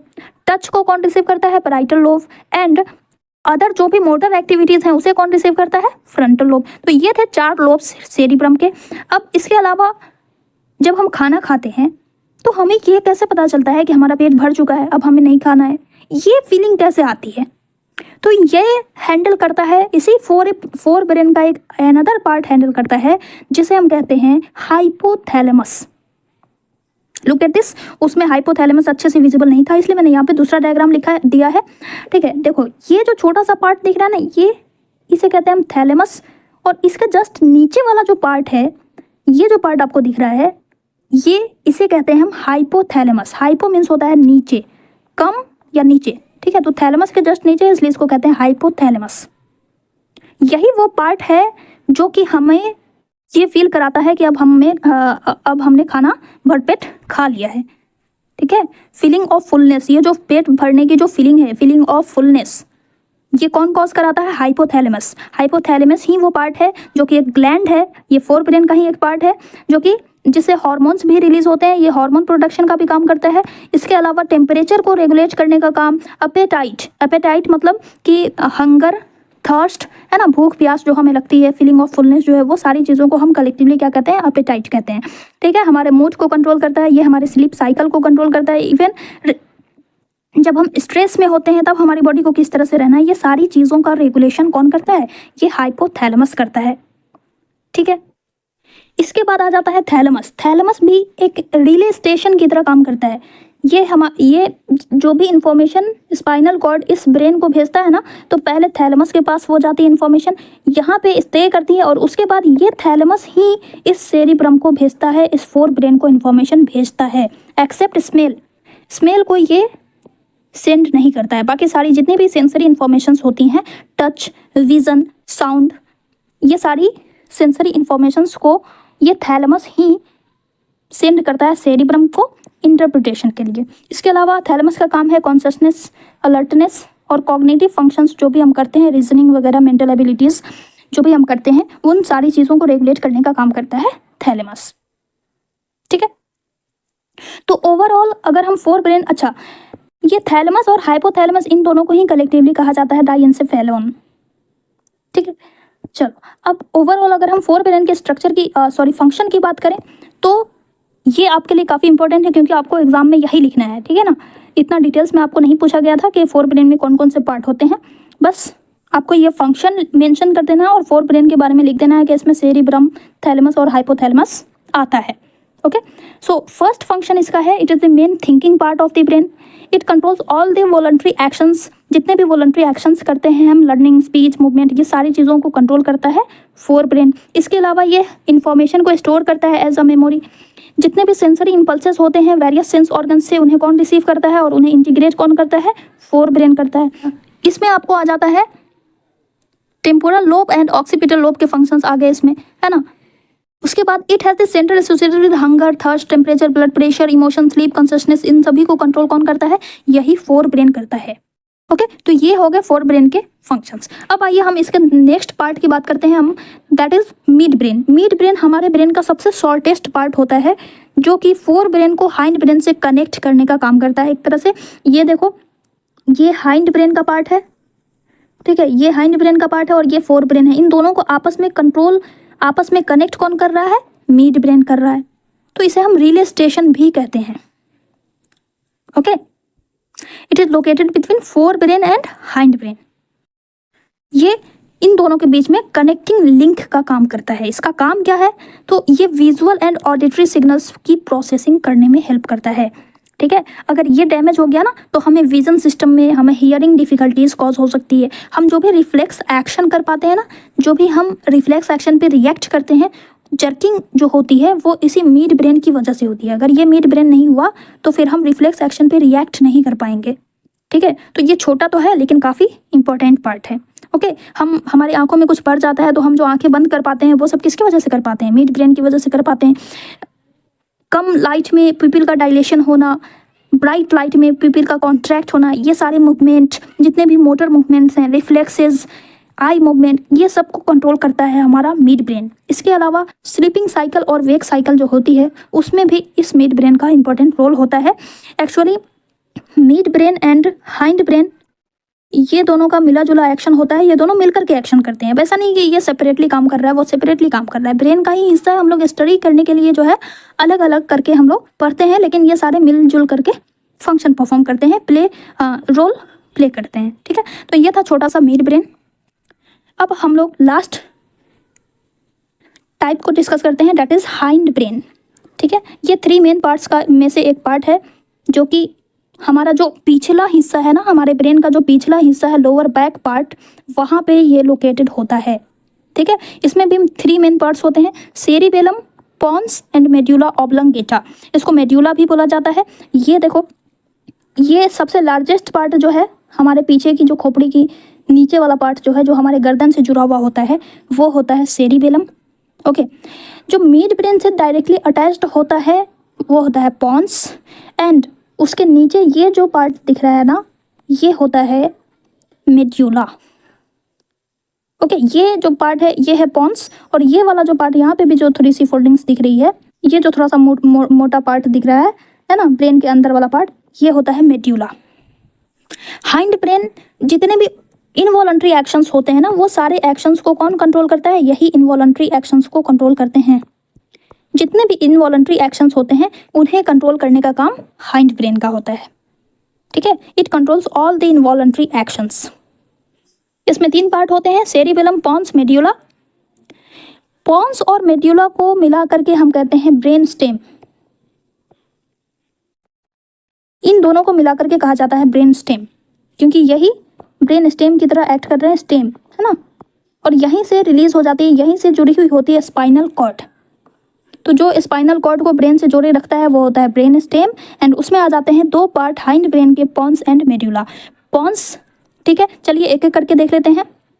सबसे पहले सेरिबेलम क्या करता है, it is responsible for precision of voluntary actions. जितने भी वॉलंटरी एक्शंस होते हैं उसको प्रिसाइज करने में हेल्प करता है, और हम अपनी बॉडी को जो मेंटेन रख पाते हैं, जैसे कि हम अगर एक हाथ हमने लेफ्ट साइड में झुकाया तो दूसरा पूरी बॉडी हमारी उस साइड में झुक पाती है और हम उसे बैलेंस कर पाते हैं।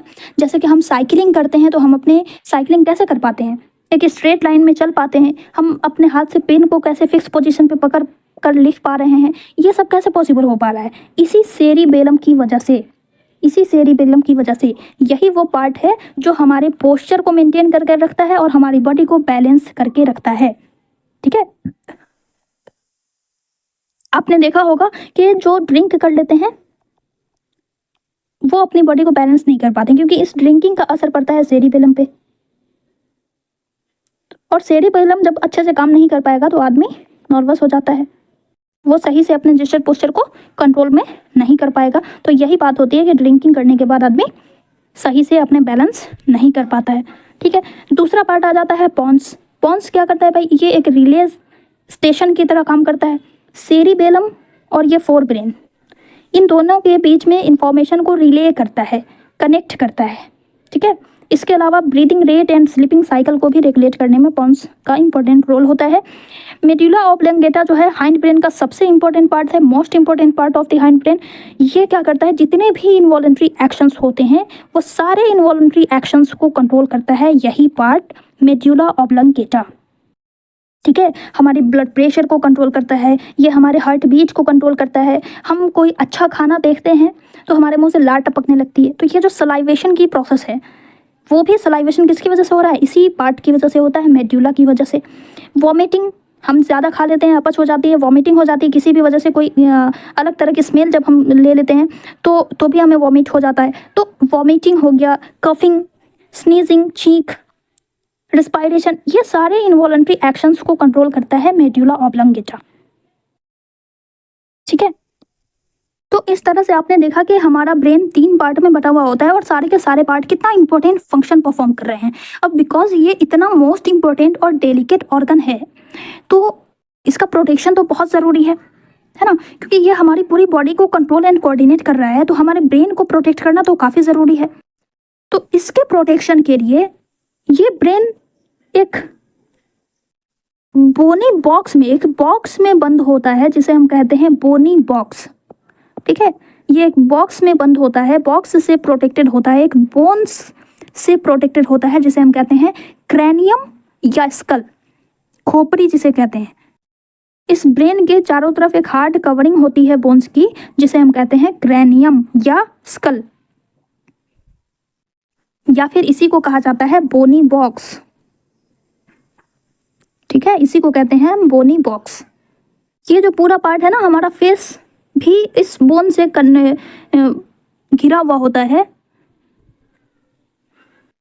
तो जो ब्रेन को ढके हुए होता है उसे हम कहते हैं क्रैनियल बोन, जो ब्रेन को ढके हुए होता है उसे हम कहते हैं क्रैनियल बोन्स, और जो फेस वाले रीजन में होता है इसे हम कहते हैं फेसियल बोन्स, इसे हम कहते हैं फेसियल बोन्स। ठीक है, और इसी तरह से ये जो स्पाइनल कॉर्ड, ये भी तो नर्व सेल की ही बनी हुई है, तो वो भी डेलिकेट होती है, तो उसको भी प्रोटेक्शन के लिए क्या होता है, इस नर्व सेल, ये स्पाइनल कॉर्ड जो है इसके ऊपर भी एक बोन्स होती है जिसे हम कहते हैं वर्टिब्रल कॉलम। ठीक है, इसको हम क्या कहते हैं, इसका नाम है vertebral column, vertebral column. Brain के आउटर मोस्ट कवरिंग को, ब्रेन के बाहर, ब्रेन के चारों तरफ जो हड्डी है, जो बोन है, उसको क्रैनियम या स्कल कहा जाता है, और स्पाइनल कॉर्ड के बाहर जो हड्डी है, जो घिरी हुई है, जो बोन से ये घिरा हुआ है, उसको कहते हैं वर्टिब्रल कॉलम, या इसी को कहा जाता है बैक बोन, रीढ़ की हड्डी। ठीक है, तो रीढ़ की हड्डी स्पाइनल कॉर्ड नहीं है, स्पाइनल कॉर्ड को प्रोटेक्ट करने के लिए जो बोन्स लगी हुई है उसका नाम है बैक बोन या वर्टिब्रल कॉलम। ठीक है, अब बिकॉज ये ब्रेन एंड स्पाइनल कॉर्ड ये इतने डेलिकेट नर्व सेल्स से मिलकर के बने हुए होते हैं, इतने डेलिकेट होते हैं कि अगर डायरेक्ट बोन्स के कांटेक्ट में रहेंगे तो फिर तो फ्रिक्शन से ये डैमेज हो जाएंगे, है ना। तो इसलिए इस बोन और ब्रेन के बीच में एंड ये वर्टिब्रल कॉलम और स्पाइनल कॉर्ड के बीच में 3 प्रोटेक्टिव लेयर्स होती हैं, 3 प्रोटेक्टिव लेयर्स होती हैं जिसे हम कहते हैं मेनिंजेस। ब्रेन और क्रैनियम के बीच में जो लेयर है इसको हम कहेंगे क्रैनियल मेनिंजेस, इसको हम कहेंगे क्रैनियल मेनिंजेस बिकॉज ये ब्रेन से रिलेटेड है। और spinal cord and vertebral column के बीच में जो मेनिंजेस हैं, जो प्रोटेक्टिव लेयर्स हैं, उसे हम कहेंगे स्पाइनल मेनिंजेस, उसे हम कहेंगे स्पाइनल मेनिंजेस। ठीक है, अब ये जो 3 लेयर्स होती हैं इसमें जो सबसे आउटर मोस्ट लेयर है, अब जैसे कि देखो यहाँ पे मैं बता दूं, ये एक लेयर है, ये सबसे अंदर वाली लेयर हो गई, ठीक है। उसके बाद दूसरी लेयर हम यहाँ पे फिर से बनाते हैं इस तरह से, दूसरी लेयर, फिर तीसरी लेयर इस तरह से रहती है। उसके ऊपर होती है हमारी बोन्स, खोपड़ी,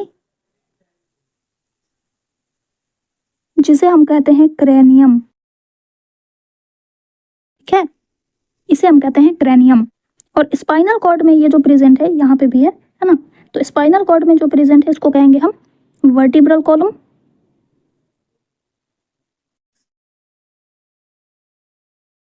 वर्टिब्रल कॉलम। अब इस लेयर्स में जो सबसे अंदर वाली लेयर्स है, इस लेयर को कहते हैं ड्यूरा मेटर। अगेन ये आपके सिलेबस में नहीं है, फिर भी मैं बता दे रही हूँ, इसको कहते हैं ड्यूरा मेटर। बीच वाली जो मिडिल वाली लेयर्स होती है इसे कहते हैं एरिकनॉइड मेटर। एंड सबसे आउटर मोस्ट जो लेयर होती है इसे कहा जाता है पिया मेटर, ठीक है, पिया मेटर। तो ये 3 लेयर्स होती हैं, इन्हीं तीनों लेयर्स को कहा जाता है मेनिंजेस। अब जो ब्रेन में है उसको क्रेनियल मेनिंजेस कहते हैं, और जो स्पाइनल कॉर्ड में है उसको स्पाइनल मेनिंजेस कहा जाता है। और इन लेयर्स के बीच में फ्लूइड भरा हुआ होता है जो कि इसे फिर से फ्रिक्शन से बचाता है। इन फ्लूइड को कहा जाता है cerebro spinal fluid, okay, because ये ब्रेन में भी है और स्पाइनल कॉर्ड में भी है, इसीलिए इसका नाम है सेरिब्रो स्पाइनल फ्लूइड, जो कि इसे शॉक से, इंजरीज से प्रोटेक्ट करता है। इसको कहा जाता है शॉक एब्जॉर्बर। ये फ्लूइड शॉक एब्जॉर्बर की तरह एक्ट करते हैं। तो इस तरह से ये प्रोटेक्शन होता है हमारे ब्रेन का और स्पाइनल कॉर्ड का। ये आपकी नोट्स के लिए मैंने यहाँ पे मेंशन कर दिया है, ये ब्रेन का प्रोटेक्शन किस तरह से होता है, इसमें किसको क्या कहेंगे वो मेंशन है। और यहाँ पे स्पाइनल कॉर्ड के बारे में यहाँ पे मेंशन है कि स्पाइनल कॉर्ड की जो हड्डी होती है उसको वर्टिब्रल कॉलम कहते हैं। इसके बीच में जो 3 लेयर्स हैं उसे स्पाइनल मेनिंजेस कहेंगे, और इनके बीच में जो लिक्विड है उसको भी सेरिब्रो स्पाइनल फ्लूइड ही कहा जाता है, ठीक है। सो अगर आपसे ये क्वेश्चन आता है कि how our nervous system protected, तो आप ये दोनों चीज़ें यहाँ पे जो मैंने मेंशन कर दी हैं सेपरेटली, उसको आप एक साथ लिख सकते हो, ठीक है। अब एक लास्ट सवाल यहाँ पे आता है कि ये जो हमारी नर्वस टिश्यूज़ हैं वो किस तरह से एक्शन कॉज करती हैं, ये आपसे क्वेश्चन पूछा जा सकता है। तो सबसे पहले क्या होता है, रिसेप्टर सेल्स जो होती हैं वो इन्फॉर्मेशन को कलेक्ट करती हैं, फिर रिसेप्टर सेल्स की जो सेंसरी न्यूरॉन्स होती हैं वो उसे अराउंड द बॉडी सेंड कर देती है, फिर CNS उसकी प्रोसेसिंग करता है, उसके बाद डिसीजन लेती हैं ये न्यूरॉन्स, है ना, इन्फॉर्मेशन के अकॉर्डिंग डिसीजन लेती हैं, और फिर उस डिसीजन को कैरी करती हैं मोटर न्यूरॉन और इफेक्टर सेल के पास लेकर के आती है। फिर इफेक्टर सेल्स मसल्स हो सकती है या ग्लैंड हो सकती है, वो मूव करती है और रिस्पॉन्स जनरेट करती हैं। ये तो हो गए नर्वस टिश्यूज़ के ओवरऑल फंक्शंस। अब सवाल ये है कि ये जो मसल्स है ये मूव कैसे करती है, क्या ये अपनी पोजीशन से हट जाती है, इस तरह से घसक करके मूव करती है, यहाँ पर थी और यहाँ हो गई, क्या ऐसा होता है क्या? नहीं। तो मसल्स का मूव करना यानी कि इनमें इनके शेप में चेंजिंग होती है। आपने क्लास 9th में शेप पढ़ा है ना, तो मसल्स की जो शेप होती है वो कॉन्ट्रैक्ट रिलैक्स हो करके वो क्या करती हैं, अपने शेप को चेंज करके कॉन्ट्रैक्शन और रिलैक्सेशन होता है इसमें, और तब ये हम कहते हैं कि ये मूव कर रही हैं। और अब ये शेप चेंज हो कैसे रहा है, ये कॉन्ट्रैक्शन रिलैक्सेशन हो कैसे रहा है, तो आपको याद होगा हमने क्लास 9th में ही पढ़ा था कि इसके अंदर प्रेजेंट होती है एक प्रोटीन जिसे हम कहते हैं कॉन्ट्रैक्टाइल प्रोटीन। ये कॉन्ट्रैक्टाइल प्रोटीन ही रिस्पॉन्सिबल होती हैं इसे कॉन्ट्रैक्ट और रिलैक्स कराने के लिए, ठीक है। कैसे होता है, इस कॉन्ट्रैक्टाइल प्रोटीन में इसकी शेप चेंज होती है ना, ये कंजस्टेड हो गई तो इसका शेप चेंज हो गया, जिसकी वजह से मसल सेल्स का शेप चेंज हो जाता है, पास पास आ जाती हैं तो कॉन्ट्रैक्शन हो जाता है, दूर दूर चली जाती हैं तो रिलैक्सेशन हो जाता है। ये सारी चीज़ें आपको अभी नहीं पढ़ना है, ठीक है। तो इस तरह से हमारा नर्वस सिस्टम काम करता है। आई होप आप सभी को समझ में आ गया होगा, कहीं पे कोई दिक्कत नहीं होगी। अब चलिए कुछ क्वेश्चंस देख लेते हैं। सो फर्स्ट क्वेश्चन है, what is the difference between reflex action and walking, क्या अंतर है? रिफ्लेक्स एक्शन क्या है, एक इनवॉलंटरी एक्शन होता है, लेकिन वॉकिंग क्या है, वॉलंटरी एक्शन है। हम अपनी मर्जी से वॉक करते हैं, हम अपनी मर्जी से रोक लेते हैं। ये रैपिड एक्शन है, बिल्कुल रैपिडली होता है, फास्ट होता है, लेकिन ये इसकी स्पीड एज पे डिपेंड करती है। बूढ़ा आदमी है धीरे धीरे चलेगा, बच्चा है तो वो तेज तेज चलेगा। है ना। तो ये एज पे या फिर फिटनेस पे कोई बीमार है तो उसकी वर्किंग अलग तरीके से होगी। तो स्पीड किस पे वेरी करती है, एजेस पे, फिटनेस पे। लेकिन रिफ्लेक्स एक्शन का जो स्पीड है वो हमेशा एक जैसा होता है। रिफ्लेक्स एक्शन ऑटोमेटिकली परफॉर्म होते हैं, वॉकिंग हमारे इंटेंशंस के अकॉर्डिंग परफॉर्म होते हैं। रिफ्लेक्स एक्शन को कंट्रोल एंड कोऑर्डिनेट करता है स्पाइनल कॉर्ड, एंड वॉकिंग या जो भी वॉलंटरी एक्शंस होते हैं, इनवॉलंटरी एक्शंस होते हैं, उन्हें कंट्रोल करता है हमारा ब्रेन। सेकंड क्वेश्चन है what happens at the synapse between two neurons. Synapse पे क्या होता है, न्यूरोट्रांसमीटर्स रिलीज होते हैं जो कि इलेक्ट्रिकल सिग्नल को केमिकल सिग्नल में कन्वर्ट कर देते हैं, जिसकी वजह से सिग्नल्स एक न्यूरॉन से दूसरे न्यूरॉन में ट्रांसफर हो पाते हैं और इस तरह से सिग्नल का ट्रांसमिशन होता है। Next question, which part of the brain maintain posture and equilibrium of the body. कौन सा पार्ट इक्विलिब्रियम एंड पोस्चर को मेंटेन करता है, बॉडी को बैलेंस करके रखता है, सेरिबेलम। ठीक है। How do we detect the smell of an agarbatti. अगरबत्ती की स्मेल हम कैसे डिटेक्ट कर पाते हैं, ये स्मेल डिटेक्ट करने का काम कौन से पार्ट का होता है, ऑल्फैक्टरी लोब्स का, है ना, जो कि फोर ब्रेन का ही एक पार्ट होता है। वो उसे एनालाइज करती है और तब रिएक्ट करती है। नेक्स्ट क्वेश्चन है what is the role of the brain in reflex action. ये मैंने करा दिया है ना, रिफ्लेक्स एक्शन को डिस्कस किया था, वहाँ पे मैंने बता दिया ब्रेन का क्या रोल होता है। ये उन इंफॉर्मेशन को एज अ मेमोरी स्टोर करके रखती हैं। ठीक है, चलो इसी के साथ हमारा ये सेशन कंप्लीट होता है। अब नेक्स्ट लेक्चर में हम लोग देखेंगे endocrine system. Okay, I hope आप सभी को समझ में आ गया होगा। चलिए मिलते हैं नेक्स्ट लेक्चर में। Till then take care, bye.